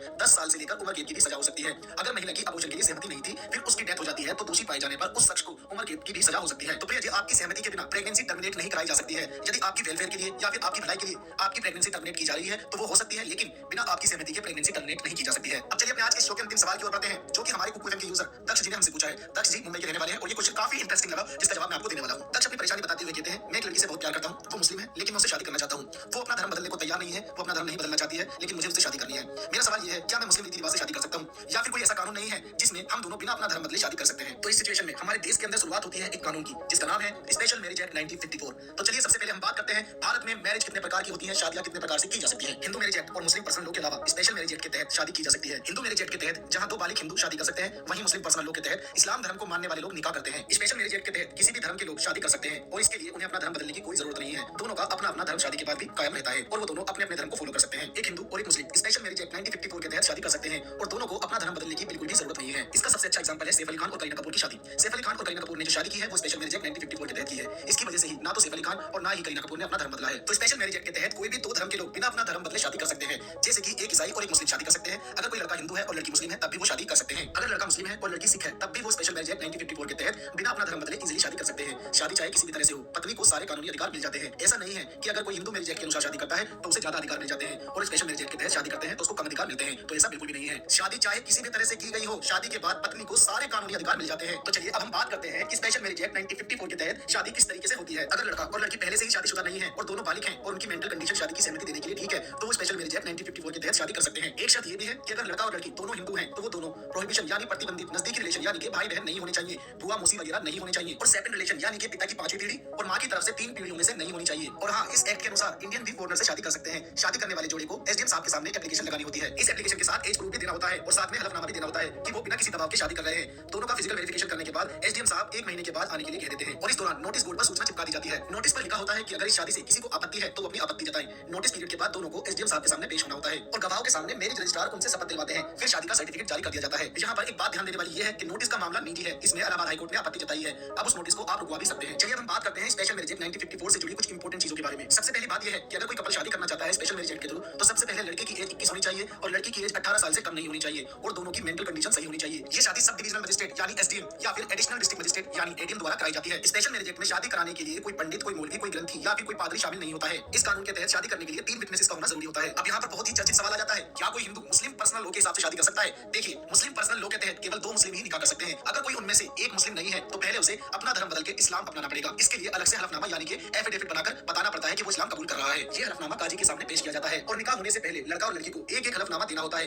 कि वो दोनों मुस्लिम हैं और बालिग हैं। फिर पर्सनल लॉ के तहत निकाह होता है। निकाह के बाद काजी निकाहनामा देता है और उसको भी रजिस्टर कराया जा सकता है। दूसरा सवाल यहाँ पर आ जाता है जो कि बहुत अच्छा सवाल है, जिसका उत्तर जानने के बाद आपके दिमाग में कोई भी डाउट बाकी नहीं रह जाता है। सवाल ये है, अलग अलग शादी के तरीके से पत्नी को अपने पति की संपत्ति में किस तरीके से अधिकार मिलते हैं? देखिए, अगर कोई हिंदू मैरिज एक्ट 1955 के तहत शादी करता है तो पत्नी को अपने पति की संपत्ति में हिंदू सक्सेशन एक्ट के तहत अधिकार मिलेगा और अगर किसी ने मुस्लिम पर्सनल लॉ के तहत शादी की है तो उसे मुस्लिम पर्सनल लॉ के तहत अधिकार मिलेगा। लेकिन अगर किसी ने स्पेशल मैरिज एक्ट 1954 के तहत शादी की है तो यहाँ पर पत्नी को इंडियन सक्सेशन एक्ट के तहत अपने पति की संपत्ति में अधिकार मिलेगा। तो दक्ष जी, आप समझ गए होंगे कि आप शादी कैसे कर सकते हैं। तो इस हफ्ते के एपिसोड में हमने जाना कि चेक बाउंस होने पर आपको क्या करना है और चेक बाउंस होने पर आप कैसे पैसे वसूल कर सकते हैं और कौन से कोर्ट में आप मुकदमा दर्ज करा सकते हैं। दूसरा हमने जाना अबॉर्शन यानी कि गर्भपात आपकी सहमति से हो सकता है या नहीं हो सकता है। अबॉर्शन के लिए आपको कोर्ट की परमिशन लेनी पड़ेगी या नहीं लेनी पड़ेगी। कब आप अपनी सहमति से अबॉर्शन करा सकते हैं। कोई भी आपके साथ जबरदस्ती अबॉर्शन नहीं करा सकता है और हाँ, अबॉर्शन कराना एक कानूनन अपराध है। तीसरा हमने जाना कि स्पेशल मैरिज एक्ट में शादी कौन लोग कर सकते हैं और स्पेशल मैरिज एक्ट में पति की संपत्ति पर पत्नी का क्या अधिकार रहता है। हिंदू मैरिज एक्ट, मुस्लिम पर्सनल लॉ के तहत और स्पेशल मैरिज एक्ट में क्या फर्क है, ये सारी चीजें हमने इस टॉपिक पर जान ली है। तो ये थे हमारे 3 सवाल जो आप सभी यूजर की तरफ से ही हमें मिले थे, जिसके जवाब में हमने आपको एक लीगल एडवाइस बड़ी आसानी से आपको बताई। और मैं सभी लिसनर से कहना चाहता हूँ,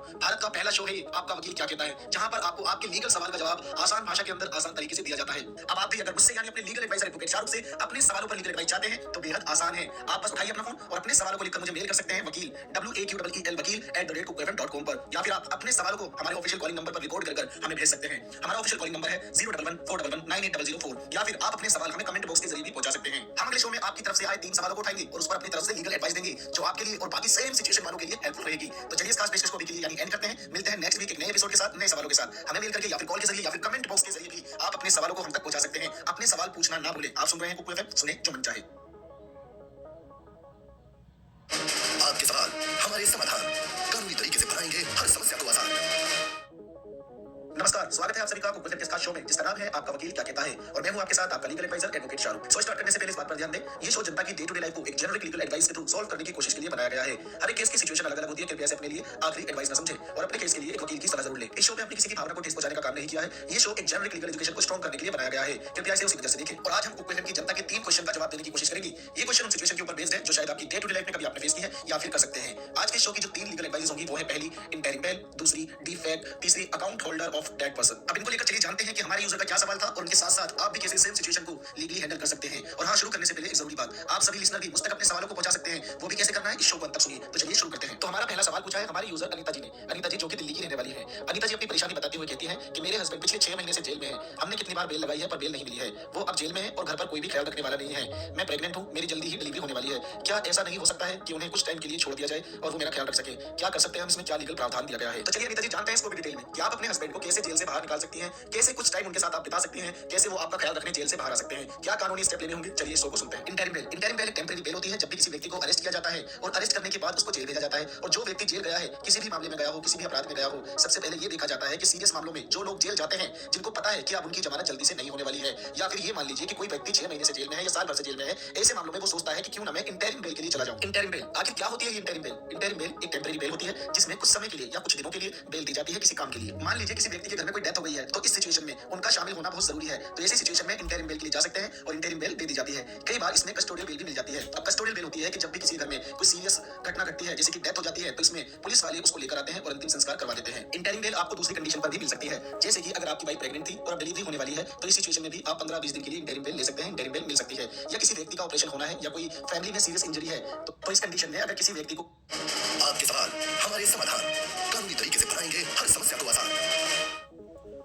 नमस्कार, स्वागत है आप सभी का कुक विद शो में, जिसका नाम है आपका वकील क्या कहता है। और मैं हूं आपके साथ आपका legal advisor advocate Shahrukh. So start करने से पहले इस बात पर ध्यान दें, ये शो जनता की डे टू डे लाइफ को एक जेनरिक लीगल एडवाइस के थ्रू सॉल्व करने की कोशिश के लिए बनाया गया है। हर एक केस की सिचुएशन अलग अलग होती है, कृपया से अपने लिए आखिरी एडवाइस न समझें और अपने केस के लिए एक वकील की सलाह जरूर लें। इस शो में अपनी किसी की भावना को ठेस पहुंचाने का काम नहीं किया है। ये शो एक जेनरिक लीगल एजुकेशन को स्ट्रॉन्ग करने के लिए बनाया गया है, कृपया इसे उसी वजह से देखें। और आज हम कुक विद की जनता के 3 क्वेश्चन का जवाब देने की कोशिश करेंगे। ये क्वेश्चन उन सिचुएशन के ऊपर बेस्ड है जो शायद आपकी डे टू डे लाइफ में कभी आपने फेस की है या फिर कर सकते हैं। आज के शो की जो 3 लीगल एडवाइस होंगी वो है, पहली इंटरिम बेल, दूसरी डिफेक्ट, तीसरी account holder of dead person. अब इनको लेकर चलिए जानते हैं कि हमारे यूजर का क्या सवाल था और उनके साथ साथ आप भी कैसे सेम सिचुएशन को लीगली हैंडल कर सकते हैं। और हाँ, शुरू करने से पहले एक जरूरी बात, आप सभी लिसनर भी मुझ तक अपने सवालों को पहुंचा सकते हैं। वो भी कैसे करना है, इस शो को अंत तक सुनिए। तो चलिए शुरू करते हैं। तो हमारा पहला सवाल पूछा है हमारे यूजर अनीता जी ने। अनीता जी जो कि दिल्ली की रहने वाली है। अनीता जी अपनी परेशानी बताते हुए कहती है कि मेरे हस्बैंड पिछले 6 महीने से जेल में है। हमने कितनी बार बेल लगाई है पर बेल नहीं मिली है। वो अब जेल में है और घर पर कोई भी ख्याल रखने वाला नहीं है। मैं प्रेग्नेंट हूँ, मेरी जल्दी ही डिलीवरी होने वाली है। क्या ऐसा नहीं हो सकता है कि उन्हें कुछ टाइम के लिए छोड़ दिया जाए और वो मेरा ख्याल रख सके? क्या कर सकते हैं हम? इसमें क्या लीगल प्रावधान दिया गया है? तो चलिए अनीता जी जानते हैं इसको भी डिटेल में कि आप अपने हस्बैंड को कैसे जेल से बाहर निकाल सकती हैं, कैसे कुछ टाइम उनके साथ आप बिता सकती हैं, कैसे वो आपका ख्याल रखने जेल से बाहर आ सकते हैं, क्या कानूनी स्टेप लेने होंगे। चलिए इस शो को सुनते हैं। Interim bell. इंटरिम बेल एक टेम्परेरी बेल होती है जब भी किसी व्यक्ति को अरेस्ट किया जाता है और अरेस्ट करने के बाद उसको जेल भेजा जाता है। और जो व्यक्ति जेल गया है, किसी भी मामले में गया हो, किसी भी अपराध में गया हो, सबसे पहले ये देखा जाता है कि सीरियस मामलों में जो लोग जेल जाते हैं, जिनको पता है कि अब उनकी जमानत जल्दी से नहीं होने वाली है, या फिर ये मान लीजिए कि कोई व्यक्ति 6 महीने से जेल में है या साल भर से जेल में है, ऐसे मामलों में वो सोचता है कि क्यों ना मैं इंटरिम बेल के लिए चला जाऊं। इंटरिम बेल आखिर क्या होती है? ये इंटरिम बेल, इंटरिम बेल एक टेम्परेरी बेल होती है जिसमें कुछ समय के लिए या कुछ दिनों के लिए बेल दी जाती है किसी काम के लिए। मान लीजिए किसी व्यक्ति के घर में कोई डेथ हो गई है, तो इस सिचुएशन में उनका शामिल होना बहुत जरूरी है। तो ऐसी सिचुएशन में इंटरिम बेल के लिए जा सकते हैं और इंटरिम बेल दे दी जाती है। कई बार इसमें कस्टोडियल बेल भी मिल जाती है। अब कस्टोडियल बेल होती है कि जब भी किसी घर में कोई सीरियस घटना घटती है, जैसे कि डेथ हो जाती है, तो इसमें पुलिस वाले उसको लेकर आते हैं और अंतिम संस्कार करवा देते हैं। इंटरिम बेल आपको दूसरी कंडीशन पर भी मिल सकती है, जैसे कि अगर आपकी वाइफ प्रेग्नेंट थी और अब डिलीवरी होने वाली है, तो इस सिचुएशन में भी आप 15-20 दिन के लिए इंटरिम बेल ले सकते हैं। इंटरिम बेल मिल सकती है। या किसी व्यक्ति का ऑपरेशन होना है या कोई फैमिली में सीरियस इंजरी है, तो ऐसे मामले में इंटरिम बेल दे दी जाती है। ये बात ध्यान देने वाली है कि इंटरिम बेल में अगर देखा जाए तो कोई भी स्पेसिफिक सेक्शन नहीं है, लेकिन इन कंडीशन पर बेल देने का प्रोविजन जरूर है। तो इस कंडीशन में अगर किसी व्यक्ति को अर्जेंटली कोई काम आ गया है, तो उसको जेल में नहीं रखा जा सकता है, उसको इंटरिम बेल दे दी जाती है। बहुत सी सिचुएशन में तो पेरोल पर भी छोड़ दिया जाता है। अब ये पेरोल और इंटरिम बेल दोनों अलग अलग है। और ये इंटरिम बेल की एप्लीकेशन तभी आती है जब क्राइम सीरियस नेचर का किया गया हो और उस व्यक्ति को जेल भेज दिया गया हो। उन क्राइम में जैसे कि एनडीपीएस के मामले होते हैं, पॉक्सो के मामले होते हैं, मर्डर के मामले होते हैं, मनी लॉन्ड्रिंग से रिलेटेड मामले होते हैं, या फिर ईओडब्ल्यू केसेस के मामले होते हैं। ये बड़े-बड़े केसेस हैं और भी बहुत सारे केसेस होते हैं। मैंने एग्जांपल के लिए आपको बताया है कि ये जो क्राइम है सीरियस नेचर के हैं। अब कोई व्यक्ति 6 महीने से या फिर 1 साल से जेल में है और वो बाहर आना चाहता है कुछ समय के लिए, कुछ टाइम के लिए, तो ऐसे में वो व्यक्ति इंटरिम एप्लीकेशन लगा सकता है, इंटरिम बेल की एप्लीकेशन लगा सकता है। अब वो क्या-क्या ग्राउंड होंगे जिन पर वो इंटरिम बेल की एप्लीकेशन लगा सकता है और उसको इंटरिम बेल मिल सकती है, तो चलिए जान लेते हैं। ग्राउंड तो बहुत सारे हैं, पर जो मेजर ग्राउंड है उसके बारे में आज हम बात करेंगे। सबसे पहला ग्राउंड है जो इंटरिम बेल के लिए बहुत ही फायदेमंद है। मान लीजिए कि आप एक्यूज हैं और आप जेल में हैं और आपकी वाइफ प्रेग्नेंट है या डिलीवरी होने वाली है या फिर ऑपरेशन होने वाला है, तो यहाँ पर हाई कोर्ट और सुप्रीम कोर्ट का कहना है, उन्होंने कहा कि सबसे ज्यादा जरूरत वाइफ को इस टाइम ही होती है, अपने हस्बैंड की जरूरत यहाँ पर होती है और हस्बैंड की पोजीशन, हस्बैंड की जगह कोई ले नहीं सकता है, तो ऐसे में उसको इंटरिम बेल जरूर मिल जाएगी। इंटरिम बेल मिल जाती है। बट मैंने अक्सर ये देखा है कि लोग छोटी-छोटी बातों पर भी बेल की एप्लीकेशन लगा देते हैं, इंटरिम बेल लगा देते हैं। जैसे कि कोई व्यक्ति को छोटी बीमारी है, पथरी का ऑपरेशन करवाना है उसको, तो ऐसे में वो बेल की एप्लीकेशन लगा देते हैं और बहुत सी जगह पर ये बेल डिसमिस हो जाती है। किसी व्यक्ति को ही ये बेल मिलती है और ज्यादातर बेल ये डिसमिस हो जाती है। आपके साथ अगर कोई सीरियस मामला हुआ है तो ही आप इंटरिम बेल की एप्लीकेशन लगाएं और इस कंडीशन में आप जब एप्लीकेशन लगाते हैं तो आप बाहर भी आते हैं और आपको टाइम भी अच्छा खासा मिल जाता है। तो इंटरिम बेल की एप्लीकेशन किसी सीरियस कंडीशन में ही लगाएं ताकि आप ज्यादा से ज्यादा टाइम स्पेंड कर सकें। दूसरा ग्राउंड रिलेट करता है हमारी रेगुलर बेल को। हमारी रेगुलर बेल भी यहाँ पर हो सकती है दूसरे ग्राउंड की वजह से। अगर आप कभी भी इंटरिम बेल लगाते हैं और वो मामला सीरियस नेचर का है, जैसे कि एनडीपीएस का मामला है और एनडीपीएस में आपके पास कमर्शियल क्वांटिटी पाई गई है और आपको इंटरिम बेल फिर भी मिल जाती है और फिर आप टाइमली भी सरेंडर कर देते हैं तो ऐसी सिचुएशन में आपके रेगुलर बेल के भी चांस बन जाते हैं। जब पहली बार आप सरेंडर करते हैं तो दोबारा बेल मिल जाती है, दोबारा आप सरेंडर करते हैं तो तीसरी बार बेल मिल जाती है। अगर आप टाइमली सरेंडर कर देते हैं रेगुलर बेल में बहुत चांसेस बन जाते हैं। रेगुलर बेल में ये बहुत इंपॉर्टेंट पार्ट बन जाता है कि सामने वाला बंदा जो है ट्रायल से भागेगा नहीं, वो कोर्ट में डेट पर अपीयर जरूर होगा। तो अब बात करते हैं तीसरे ग्राउंड की जिसमें आपको इंटरिम बेल मिल जाती है। मान लीजिए आपको कोई बीमारी है और उसका ऑपरेशन होना है और आप इसमें ग्राउंड बनाते हैं, बेल लगाते हैं, तो यहाँ पर कई बार आपको कस्टोडियल ट्रीटमेंट भी दे दिया जाता है, यानी कि आपका जो ट्रीटमेंट होगा वो जेल के अंदर ही होगा। कहने का मतलब यह है कि अगर आपका ऑपरेशन होना है, यदि आपकी बेल नहीं होती है तो कई कंडीशन में ये होता है कि कस्टोडियल ट्रीटमेंट भी दे दिया जाता है। तो बेहतर यही है कि आप अपनी फैमिली के लिए ही इंटरिम बेल लगाएं या अपनी वाइफ के लिए ही इंटरिम बेल लगाएं और फिर साथ के साथ रेगुलर बेल भी आपको ट्राई करनी चाहिए। आई होप अनीता जी आप समझ गए होंगे कि आपको क्या करना चाहिए। अगर आप अपने हस्बैंड को जेल से बाहर निकालना चाहती हैं कुछ टाइम के लिए तो आपको इंटरिम बेल की एप्लीकेशन लगानी होगी और एप्लीकेशन में ग्राउंड बनाना होगा अपनी प्रेगनेंसी को, और इस कंडीशन में जैसा हो सकता है कि आपको जमानत दे दें। चलिए अब दूसरे सवाल को जानते हैं जो कि हमसे पूछा है हमारे कुक एफएम के यूजर शिवम जी ने। शिवम जी अपनी परेशानी बताते हुए कहते हैं, मेरा नाम शिवम है, मैं यूपी का रहने वाला हूँ। मुझे ये जानना है कि डीप फेक होता क्या है, क्या डीप फेक में वीडियो ही शामिल होती है या फिर इसमें ऑडियो का भी इस्तेमाल किया जाता है, इसको डिटेल में एक्सप्लेन कीजिए। तो चलिए इसको भी डिटेल में जान लेते हैं कि आखिर डीप फेक कहां तक सीमित है, आखिर डीप फेक भविष्य में क्या हमारे लिए खतरे से खाली है या नहीं है। तो चलिए शुरू करते हैं। आजकल ये काफी ज्यादा डीप फेक नाम की चीज चल रही है। काफी लोगों को ये भी नहीं पता है कि कैसे ये डीप फेक नामक चीज ध्यान न देने पर चूना लगा सकती है। आने वाले भविष्य में डीप फेक क्या क्या कर सकता है आपको पता भी नहीं है। एग्जांपल के लिए आपके किसी दोस्त या रिलेटिव की आवाज में आपसे बात की जा सकती है डीप फेक के माध्यम से। डीप फेक का मतलब ये है कि जहां पर आपको पता ही ना चले कि आपसे फर्जी कॉल पर बात हो रही है, उसी आवाज में जो आवाज आपके दोस्त की है या रिलेटिव की है, जो भी आवाज आपको पता है कि ये इस रिश्तेदार की है, ये मेरे दोस्त की आवाज है, और आप पता न लगा पा रहे हो कि ये फर्जी है या फिर सच है। जैसे कि आपको किसी अननोन नंबर से कॉल आता है और वो व्यक्ति आपसे किसी रिश्तेदार या फिर किसी दोस्त की आवाज में आपसे कहे कि मैं फला फला बात कर रहा हूँ और मुझे कुछ पैसों की जरूरत है, और वो व्यक्ति आपको बताता है कि मैं अभी घर से बाहर हूँ और मेरा नंबर जो है वो स्विच ऑफ है, मेरे नंबर पर कॉल नहीं लग सकता है, इसलिए मैं अननोन नंबर से कॉल कर रहा हूँ, क्योंकि मेरा यूपीआई आईडी दूसरे नंबर में है, मेरा पेटीएम, फोन पे, गूगल पे दूसरे नंबर पर है जो कि बंद हो गया है, इसलिए मैं आपको दूसरा यूपीआई एड्रेस दे रहा हूँ, इस नंबर पर आपको पैसे ट्रांसफर करने होंगे। अगर आपकी इस तरीके से बात होती है किसी व्यक्ति से और वो आपके दोस्त की रिलेटिव की आवाज में बात करता है, यदि आप उस रिलेटिव या दोस्त से कनेक्ट हैं, उनसे आपका लगाव है, तो आप तुरंत ही पैसे ट्रांसफर कर देंगे। आप पता ही नहीं लगा सकते कि वो आपका दोस्त भी था या रिश्तेदार भी था या नहीं। अब इससे बचने का बेहतर तरीका क्या है, जब कभी आपके पास कॉल या मैसेज आता है तब तक पैसे ट्रांसफर ना करें जब तक आप उसे वेरीफाइड ना कर लें, जब तक उससे पहचान ना निकाल लें कि सच में वही बात कर रहा है या फिर कोई डीप फेक तो नहीं। वेरीफाई करने का तरीका एक ही है, आप उसके घर पर या उसके नजदीकी रिश्तेदारों के पास कॉल कर सकते हैं, आप उनकी मम्मी को कॉल कर सकते हैं, पापा को कॉल कर सकते हैं, उनकी वाइफ को कॉल कर सकते हैं, उनके बच्चों को कॉल कर सकते हैं और वेरीफाइड आसानी से कर सकते हैं। अगर फिर भी आपका कॉल या कॉन्टैक्ट नहीं हो पा रहा है और वो नजदीक में रहते हैं तो बेहतर यही है कि आप उनसे जाकर घर पर मिलें, और अगर आपने बिना सोचे समझे पैसे ट्रांसफर कर दिए हैं तो ये स्कैम या फ्रॉड हो सकता है। और आजकल तो कुछ लोग फेसबुक हैक करके फेसबुक मैसेंजर के द्वारा सामने वाले व्यक्ति से पैसे की डिमांड करते हैं, पैसे मांगते हैं, तो आप कभी भी बिना वेरीफाई किए पैसे ट्रांसफर मत करना। अब आपका दूसरा सवाल था कि वीडियो ही शामिल होती है क्या डीप फेक में, ऑडियो शामिल नहीं होती है, तो मैंने आपको एग्जांपल के थ्रू बताया कि वीडियो के साथ साथ डीप फेक के अंदर ऑडियो भी शामिल होती है, ये वीडियो तक सीमित नहीं है। अब चलिए अपने आज के शो के अंतिम सवाल की ओर बढ़ते हैं जो कि हमसे पूछा है हमारे कुक एफएम के यूजर उमा वर्मा जी ने। उमा वर्मा जी जो कि लुधियाना की रहने वाली है। उमा वर्मा जी अपनी परेशानी बताते हुए कहती हैं, मेरी मम्मी के अकाउंट में पैसे पड़े हुए हैं और उनकी कुछ टाइम पहले डेथ हो गई है, उनके अकाउंट में काफी ज्यादा पैसे हैं और वो मैं निकालना चाहती हूँ। क्या उनके अकाउंट से उनके बच्चे पैसे निकाल सकते हैं या नहीं निकाल सकते हैं, और निकालने के लिए क्या क्या करना होगा। और आज हम बात करेंगे जिनकी मृत्यु हो चुकी है, जिनकी डेथ हो चुकी है, उनके उत्तराधिकारी, उनके लीगल हायर, उनके अकाउंट से पैसे कैसे निकाल सकते हैं, और ये जानकारी हर भारतीय नागरिक को होना बहुत जरूरी है। उसका कारण ये है कि ऐसे हजारों करोड़ रुपए बैंक के पास रखे रह जाते हैं जिनको कोई क्लेम करने ही नहीं आता है। कई बार तो उनके परिजनों को ये जानकारी ही नहीं होती है कि उनके रिश्तेदारों के नाम पर कोई एफडी चल रही है या फिर कितने अकाउंट उनके नाम पर चल रहे हैं, उनके अकाउंट में कितना पैसा है, ये जानकारी होती ही नहीं है। तो सबसे पहले जरूरी बात ये है कि अगर आप पेरेंट्स हैं, माता पिता हैं, तो आप अपने बच्चों को ये सारी जानकारी जरूर दीजिए। आपके नाम पर कितनी एफडी है, कितने अकाउंट आप चला रहे हैं, ये सारी जानकारी आप अपने बच्चों को जरूर दीजिए। अगर आप अपने बच्चों को अभी ये जानकारी नहीं देना चाहते हैं, ये जानकारी शेयर नहीं करना चाहते हैं, तो ऐसे में आप डायरी नोट कर सकते हैं और डायरी में ये सारी चीजें लिख कर रख सकते हैं, ताकि आप किसी कारण से नहीं रहे तो आपके बच्चों को ये सारी जानकारी मिल सके। तो इसके लिए बहुत जरूरी है कि आपकी मेहनत की संपत्ति कहीं बैंक में रखी ना रह जाए, तो आपके बच्चे आपकी मेहनत की संपत्ति का लाभ उठा सकेंगे यदि उनको जानकारी होगी। तो चलिए जान लेते हैं कि यदि आपके रिलेटिव की, आपके माता पिता की डेथ हो गई है तो उनके उत्तराधिकारी उनके बैंक अकाउंट से पैसे कैसे निकाल सकते हैं। तो पहली कंडीशन ये है कि यदि आपका जॉइंट अकाउंट है तो ऐसे में आपको उस व्यक्ति का जिसकी डेथ हो गई है उसके डेथ सर्टिफिकेट की कॉपी आपको बैंक में जमा करानी होगी। अब ऐसा करने से होगा क्या, ऐसा करने से होगा कि जो व्यक्ति जिसकी मृत्यु हो चुकी है उसका नाम जॉइंट अकाउंट से हटा दिया जाएगा, और नाम हटाने पर होगा क्या, केवल खाता आपके नाम पर ही चालू रह जाएगा, फिर आप वह पैसे अपने खाते से निकाल सकते हैं। और दूसरी कंडीशन ये आ जाती है कि डेथ पर्सन ने किसी व्यक्ति को नॉमिनी बनाया हुआ है तो उस नॉमिनी को उस व्यक्ति का जिसकी डेथ हो गई है उसके डेथ सर्टिफिकेट की कॉपी और 2 विटनेस यानी कि 2 गवाह बैंक में ले जाने होंगे और डेथ सर्टिफिकेट की कॉपी वहां पर जमा करानी होगी। फिर बैंक क्या करेगा, जांच पड़ताल करेगा, वेरीफाइड करेगा, अगर सब कुछ सही रहता है तो उस नॉमिनी को पैसे दे दिए जाते हैं। अब तीसरा सवाल यहाँ पर आ जाता है कि यदि कोई जॉइंट अकाउंट ही ना हो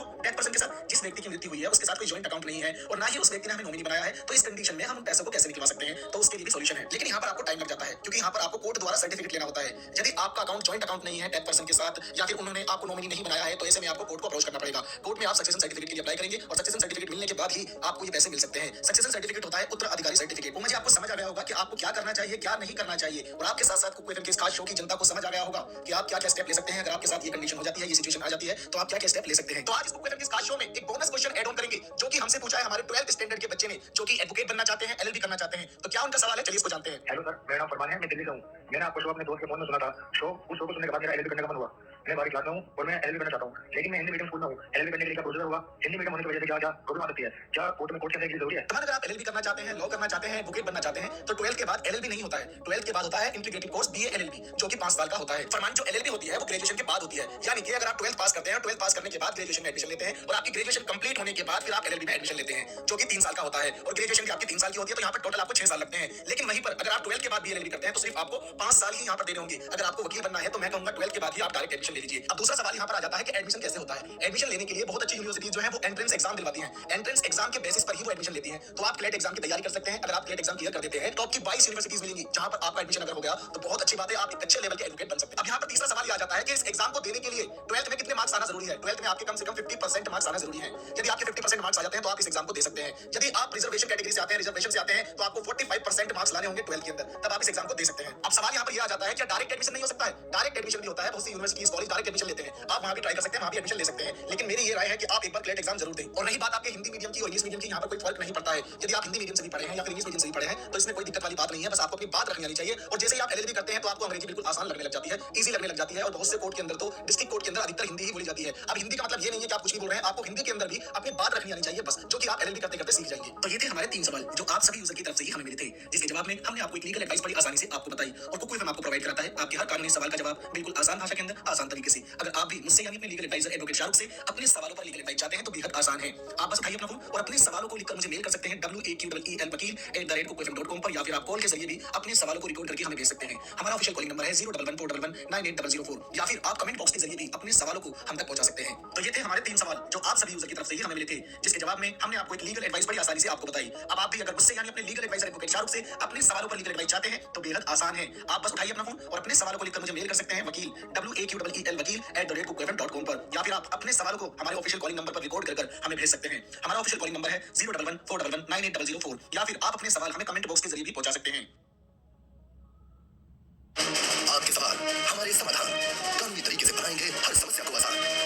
नमस्कार, स्वागत है आप सभी का कुक एफएम के खास शो में, जिसका नाम है आपका वकील क्या कहता है। और मैं हूं आपके साथ आपका लीगल एडवाइजर एडवोकेट शाहरुख। तो स्टार्ट करने से पहले इस बात पर ध्यान दें, ये शो जनता की डे टू डे लाइफ को एक जेनरिक लीगल एडवाइस के थ्रू सॉल्व करने की कोशिश के लिए बनाया गया है। हर एक केस की सिचुएशन अलग अलग होती है, कृपया इसे अपने लिए आखिरी एडवाइस न समझें और अपने केस के लिए एक वकील की सलाह जरूर लें। इस शो में हमने किसी की भावना को ठेस पहुंचाने का काम नहीं किया है। ये शो एक जेनरिक लीगल एजुकेशन को स्ट्रॉन्ग करने के लिए बनाया गया है, कृपया इसे उसी नजर से देखें। और आज हम कुक एफएम की जनता के 3 क्वेश्चन का जवाब देने की कोशिश करेंगे। ये क्वेश्चन उन सिचुएशन के ऊपर बेस्ड है जो शायद आपकी डे टू डे लाइफ में कभी आपने फेस की है या फिर कर सकते हैं। आज के शो की जो 3 लीगल एडवाइस होंगी वो है पहली पॉक्सो, दूसरी property dispute connected with Awas Yojana, तीसरी है हमारी मेट्रो मॉडल डिस्प्यूट। अब इनको लेकर चलिए जानते हैं कि हमारे यूजर का क्या सवाल था और उनके साथ-साथ आप भी कैसे सेम सिचुएशन को लीगली हैंडल कर सकते हैं। और हां, शुरू करने से पहले एक जरूरी बात, आप सभी लिसनर भी मुझ तक अपने सवालों को पहुंचा सकते हैं। वो भी कैसे करना है, इस शो को अंत तक सुनिए। तो चलिए शुरू करते हैं। तो हमारा पहला सवाल पूछा है आदित्य जी ने, जो कि दिल्ली के रहने वाले हैं। आदित्य जी अपनी परेशानी बताते हुए कहते हैं, कुछ टाइम पहले पड़ोसी के साथ झगड़ा हो गया था और सोसाइटी के लोगों ने हमारा समझौता भी करा दिया था, लेकिन कुछ टाइम से मैं देख रहा हूं कि वो मुझसे लड़ाई झगड़े करने की कोशिश कर रहे हैं और मुझे फंसाने की बात कर रहे हैं। सुनने में आया है कि मुझ पर पॉक्सो के केसेस लगवा देंगे, मुझे पॉक्सो के केस में फंसा देंगे। ये पॉक्सो होता क्या है, इस षड्यंत्र से मैं कैसे बच सकता हूं, अगर मेरे ऊपर एफआईआर हो गई तो मुझे बेल कितने दिनों के अंदर मिल जाएगी, जमानत कितने दिन के अंदर मिल जाएगी। तो ये था आदित्य जी का सवाल। तो आदित्य जी, ऐसे मामले में आप क्या-क्या स्टेप ले सकते हैं, इसको डिटेल में जानते हैं। सबसे पहले हम जान लेते हैं पॉक्सो होता क्या है, आखिर है क्या ये पॉक्सो। पॉक्सो ये जो मामला है बहुत ही संगीन मामला है। कहने का मतलब ये है कि अगर किसी व्यक्ति के अगेंस्ट में पॉक्सो के तहत एफआईआर हुई है तो ये मान लीजिए जल्दी से जमानत नहीं होती है। काफी बार देखने को ये मिला है कि अपनी पर्सनल रंजिश निकालने के लिए लोग इसका मिसयूज कर रहे हैं। तो चलिए शुरू करते हैं। आखिर क्या है पॉक्सो एक्ट 2012? ये कानून है जो नाबालिग बच्चों को सेक्सुअल अब्यूज से प्रोटेक्ट करने के लिए 2012 में बनाया गया था। हाल ही में इस कानून में अमेंडमेंट हुए हैं, जिसकी वजह से कानून अब और भी ज्यादा सख्त हो चुका है। पॉक्सो का पूरा नाम क्या है? पॉक्सो का पूरा नाम the protection of children from sexual offences है। ये कानून सरकार ने साल 2012 में बनाया था, जो कि पूरे भारत में लागू होता है। इस कानून के जरिए नाबालिग बच्चों के साथ होने वाले सेक्सुअल अब्यूज और छेड़छाड़ के मामलों में कार्रवाई की जाती है। ये कानून बच्चों को सेक्सुअल हैरेसमेंट, सेक्सुअल असॉल्ट और पोर्नोग्राफी जैसे सीरियस क्राइम से प्रोटेक्शन प्रोवाइड कराता है। साल 2012 में बनाए गए इस कानून के तहत अलग-अलग अपराध के लिए अलग-अलग सजा तय की गई है। पुलिस की ये जिम्मेदारी बनती है कि मामले को 24 घंटे के अंदर चाइल्ड वेलफेयर कमेटी की निगरानी में लाए, ताकि सीडब्ल्यूसी बच्चे की सिक्योरिटी और प्रोटेक्शन के लिए जरूरी कदम उठा सके। इस अधिनियम में बच्चों के मेडिकल जांच के लिए भी प्रावधान दिए गए हैं, जो कि इस तरह से होनी चाहिए कि बच्चे के लिए कम से कम पेनफुल हो। मेडिकल जांच माता पिता या किसी ऐसे व्यक्ति की प्रेजेंट में होनी चाहिए जिस पर बच्चे का विश्वास हो, और विक्टिम अगर लड़की है तो उसकी मेडिकल जांच फीमेल डॉक्टर द्वारा ही की जानी चाहिए। अब यहाँ पर एक सवाल हो जाता है, क्या ये कानून नाबालिग लड़कों को भी प्रोटेक्शन देता है? तो इसका जवाब है हाँ। लड़का हो या लड़की, इस कानून में बच्चे को प्रोटेक्शन देने का काम किया है, चाहे वो लड़का हो या लड़की। इस केस की सुनवाई बंद कमरे में किए जाने का प्रोविजन है और इस दौरान बच्चे की पहचान भी गुप्त रखना जरूरी है। साथ ही स्पेशल कोर्ट उस बच्चे को दिए जाने वाले मुआवजे की राशि भी तय कर सकता है। तो चलिए जान लेते हैं पॉक्सो एक्ट में कितनी सजा का प्रोविजन दिया गया है।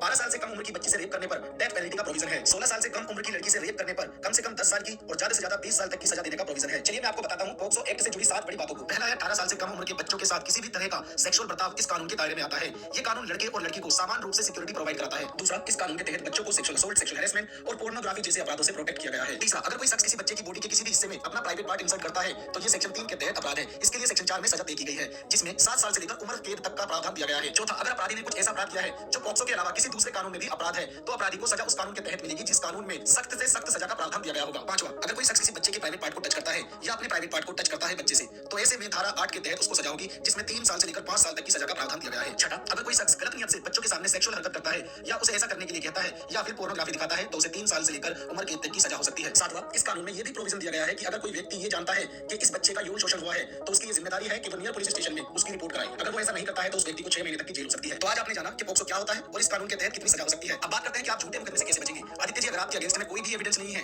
कोई भी सबूत नहीं है, तो मैं आपको सबसे पहले ये क्लियर करना चाहता हूं कि जब भी पॉक्सो का कोई मामला होता है तो सीआरपीसी का सेक्शन 164 का बयान ही सबसे महत्वपूर्ण होता है, वही सब कुछ आपके लिए होता है। कहने का मतलब यह है जो बच्चे ने स्टेटमेंट दी है वही सब कुछ होती है। अगर स्टेटमेंट आपके अगेंस्ट में है तो जल्दी से बेल नहीं मिलने वाली। यहाँ पर मैं आपको बताना चाहता हूँ जैसे ही चार्ज फ्रेम होते हैं, जब तक क्रॉस एग्जामिनेशन पर मामला आता है, एविडेंस पर मामला आता है, तब तक बहुत से केसेस में बेल भी नहीं मिलती है। ऐसे मामले में जब भी आप कोर्ट में बेल की एप्लीकेशन लगाएं तो एविडेंस भी जरूर लगाएं और वकील साहब अगर अच्छे से आर्ग्यू कर लेते हैं, अच्छे से आर्गुमेंट कर लेते हैं, एविडेंस प्रोड्यूस कर देते हैं तो आपके चांसेस बढ़ जाते हैं जमानत के। तो अब आपको करना क्या है? तो अब आपको करना है कि अपनी बेगुनाही के सबूत इकट्ठा कीजिए, जितने भी हो सके उतने एविडेंस इकट्ठे कीजिए, स्ट्रॉन्ग एविडेंस इकट्ठा कीजिए और स्ट्रॉन्ग एविडेंस पर ही आपको जल्दी से जमानत मिल जाती है, अदरवाइज इसमें टाइम लग सकता है। और अगर अभी तक एफआईआर नहीं हुई है तो आप इंटीमेशन लेटर जरूर दें, थाने के अंदर अपनी सूचना जरूर दें और उनके परिवार वाले से बात करने की कोशिश करें, सोसाइटी वालों को लेकर जाएं और उनके परिवार से बात करें, तो हो सकता है आपकी एफआईआर ही ना हो। आई होप आदित्य जी आप समझ गए होंगे कि आपको क्या-क्या करना चाहिए और आपके साथ-साथ कुकू एफएम के लिसनर भी समझ गए होंगे कि ऐसे मामले में क्या-क्या स्टेप लेने चाहिए। चलिए दूसरे सवाल को जानते हैं जो कि पूछा है हमारे कुकू एफएम के यूजर ने। ये यूजर अपनी परेशानी बताते हुए कहते हैं, तो चलिए इसको भी डिटेल में जानते हैं और कुकू एफएम आपको प्रोवाइड कराता है आपके लीगल सवाल का जवाब आसान भाषा के अंदर, आसान तरीके से। तो चलिए शुरू करते हैं। मेरा नाम अजय मिश्रा है। मैं सबसे पहले आपको शाहरुख खान जी, आपको सबसे पहले मैं आपको धन्यवाद करना चाहूँगा चाहते हैं इन सालों की जिससे बहुत सारे लोगों को बहुत फायदा हो रहा है।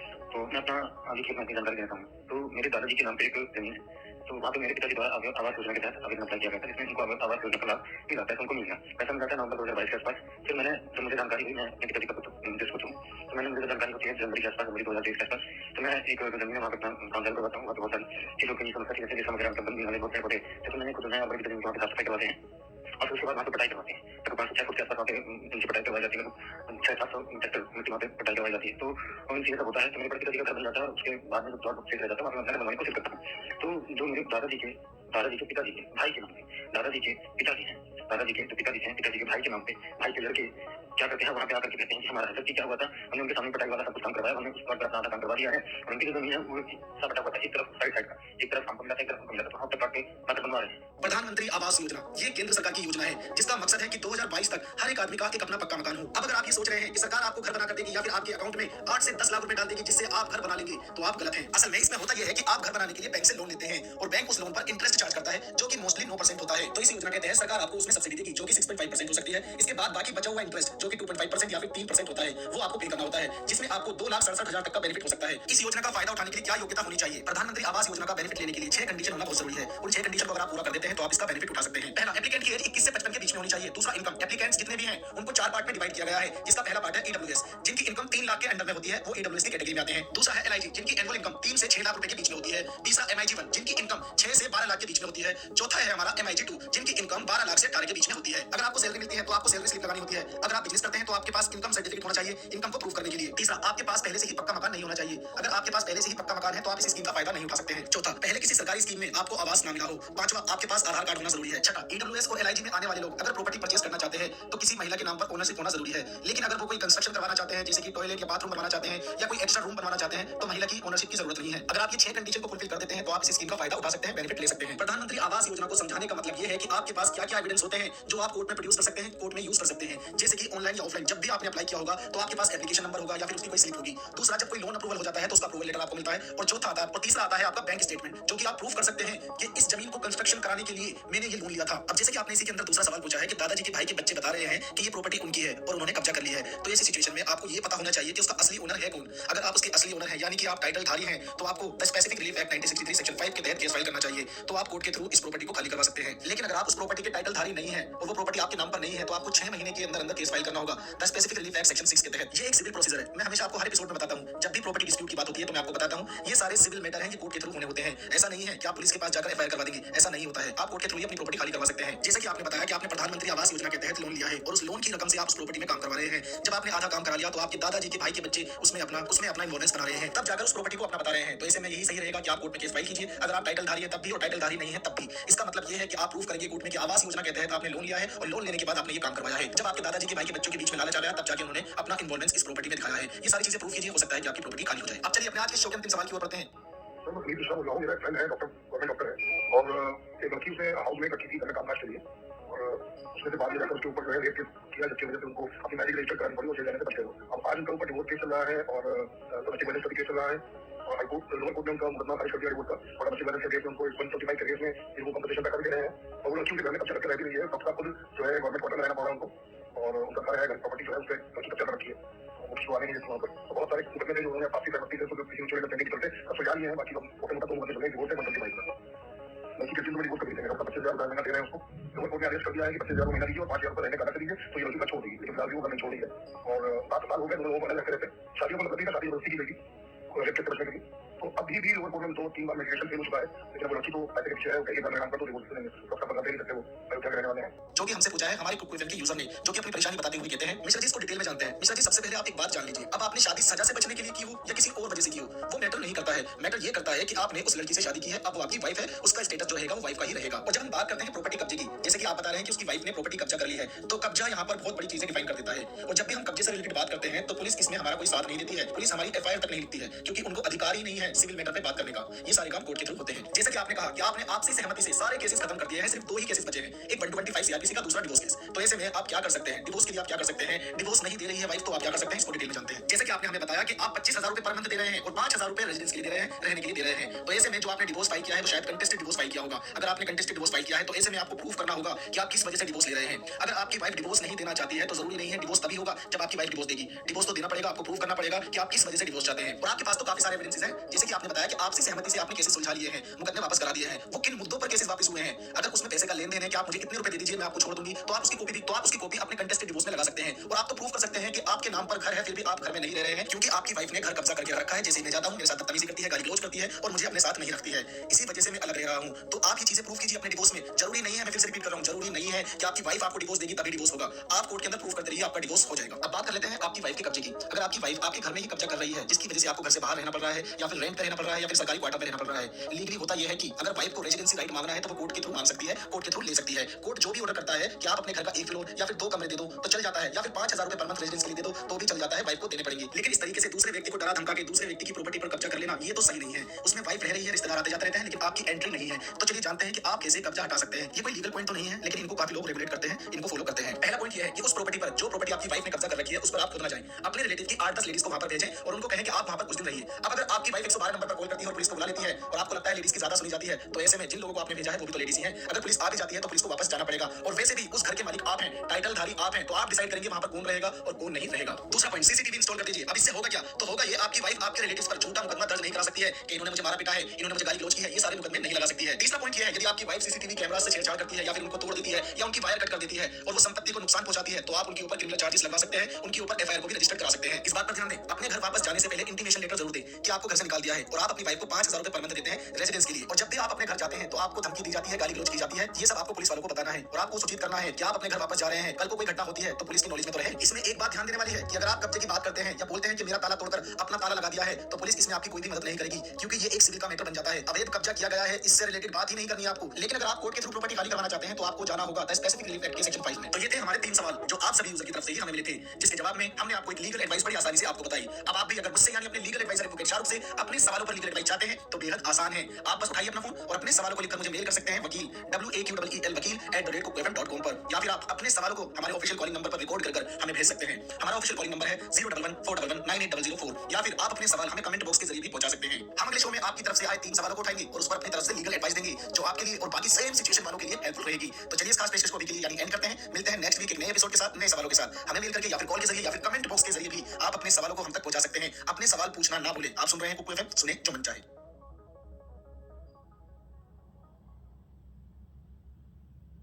आपके सवाल हमारे समाधान, कानूनी तरीके से बनाएंगे हर समस्या को आसान। नमस्कार, स्वागत है आप सभी का कुक एफएम के इस खास शो में जिसका नाम है आपका वकील क्या कहता है और मैं हूं आपके साथ आपका legal advisor advocate Shahrukh. So start करने से पहले इस बात पर ध्यान दें, ये शो जनता की डे टू डे लाइफ को एक जेनरिक लीगल एडवाइस के थ्रू सॉल्व करने की कोशिश के लिए बनाया गया है। हर एक केस की सिचुएशन अलग अलग होती है, कृपया इसे अपने लिए आखिरी एडवाइस न समझें और अपने केस के लिए एक वकील की सलाह जरूर लें। इस शो में हमने किसी की भावना को ठेस पहुंचाने का काम नहीं किया है। ये शो एक जेनरिक लीगल एजुकेशन को स्ट्रॉन्ग करने के लिए बनाया गया है, कृपया इसे उसी नजर से देखें। और आज हम कुक एफएम की तरफ से आए जनता के सवालों के जवाब देने के बाद आज हम बात करेंगे देश के सबसे चर्चित टॉपिक पुणे शहर में हुआ पोर्से कार एक्सीडेंट। जिस व्यक्ति ने एक्सीडेंट किया आखिरकार उसे 15 घंटे के भीतर ही क्यों जमानत मिल गई, लड़के के पिता को क्यों अरेस्ट किया गया, शराब बेचने वाले को क्यों अरेस्ट किया गया और जिसने एक्सीडेंट किया आखिर उसको जमानत क्यों मिल गई। और हाँ, शुरू करने से पहले एक जरूरी बात, आप सभी लिसनर भी मुझ तक अपने सवालों को पहुंचा सकते हैं। वो भी कैसे करना है, इस शो को अंत तक सुनिए। तो चलिए बढ़ते हैं पहले सवाल की ओर। तो हमारा पहला सवाल पूछा है हमारे कुक एफएम के यूजर ने, जो कि अपनी परेशानी बताते हुए कहते हैं, मैं हूं पंजाब से, लुधियाना से। मेरे भाइयों ने ना 2022 में अक्टूबर में मुझे झूठ मूठ का रिहायल सेंटर में चुकवा करना, बाद में 2 दुकानों में हमारी प्रॉपर्टी जो पड़ी है ना उसका सौदा कर लिया। ठीक है जी, 1 करोड़ 33 लाख में चौक में दुकानें हैं हमारी। तो चलो, और मेरे रिहायल में 6 महीने इन्होंने कटवा दिए और अब तक आ रहा था ब्याज। ठीक है, मगर मेरा सबसे छोटा भाई है, पावर ऑफ टर्न उसने ली थी अपने नाम पर। ठीक है ना, मगर इन्होंने किसी भी जगह पर मेरे साइन नहीं करवाए। अब जैसे चलो, मैं तो फिर भी घर की बात थी, चलो मैं चुप हो गया, माफ कर दिया, मैं बड़ा था इनसे। तो क्या है जी, इन्होंने ना अब जैसे ब्याज आ रहा था पैसों का, 3 दुकान थी हमारी, यानी दो तीसरी दुकान 94 लाख की बिकी। ठीक है, और इसका यानी कि मेरे को ये 90,000 रुपया ब्याज दे रहा था, छोटा बीच का भाई। और लास्ट टाइम ये बोला ये 1-1.5 महीना पहले कि जो मैं तेरे को दे रहा था ना वो तेरा मूली था। ठीक है ना, कि जो तूने करना है कर ले। ठीक है, अब मेरे पास प्रूफ भी है, सब कुछ है, जबकि इस मकान पे जिसमें मैं रहता हूँ मेरी ऊपर पत्नी गर्भवस्था में है। ठीक है ना, उसको भी ना उसका कुर्सीनामा भी इसके पास है। ठीक है, वो तो कागज मेरे पास पड़ा था, मेरे को बार बार बोल रहा था कि कुर्सीनामा, ये कुर्सीनामा नहीं बोला कि तुम रजिस्ट्री करवा लो अपने मकान की। मैंने भी करवाई नहीं अपने नाम पर, डैडी के नाम पर चल रहा है। ठीक है ना, तो बात तो ये है, इन्होंने यानी पैसे के मामले में और हर किसी मामले में मेरे पास प्रूफ पड़ा है मैडम। मैंने अपने बैंक से सारी स्टेटमेंट निकलवा ली है, मगर मैं ना फिर भी मुट्ठी बंद रखना चाहता हूँ कि ना हो केस, ना हो केस। मगर अब ये यहाँ पर अगर जैसे मेरे हाथ पे ये लात में फ्रैक्चर होगा, मैं आपको एक्सरे भी भेज देता हूँ फोटो। ठीक है, और हाथ में फ्रैक्चर हो रखा है। ठीक है ना, तो मैडम अब इस हालत में, ठीक है ना, जब मेरे पैसे बंदा बोल देता है मैं ब्याज नहीं दे सकता, ठीक है ना, और सब कुछ करके और बहुत धक्का करके, तो मैं मेरे को वही है कि वो जो मिल जाए मेरे को उसको बस न्याय चाहिए। मुझे ये बताया कि मैं क्या करूँ। ठीक है, मैं तो चलो पैसे मिल गए, मैं तो इस उम्र में, मेरी 42 साल उम्र है, मैं इस उम्र में भी बाहर चला जाऊंगा। ठीक है ना, फॉरेन कंट्री में चला जाऊंगा और कंट्री में कहीं जाकर, ठीक है ना, पैसे कमा लूंगा पर मेरी व्यवस्था देख कर भी इनको मेरे पे तरस नहीं किया। बस ये औरतों की बातों से ये आके बढ़ा दी इसने बात। मगर हम लोग ऐसे पापी नहीं है मैडम, मैं पापी नहीं हूँ और मैं भगवान भोलेनाथ और खाटू श्याम जी कसम खा कहता हूँ, मैंने कोई बात नहीं किया, ना मैंने कहीं साइन किया है। ठीक है, मेरे साथ बहुत धक्का होगा। ठीक है, अब इसने मेरे को पेमेंट, मुझे क्या मालूम था, एक बार एंट्री इसने 23 लाख की घुमा दी बैंक में। ठीक है ना, जबकि मेरे हिस्से आ रहा था 50 लाख सिर्फ करीब।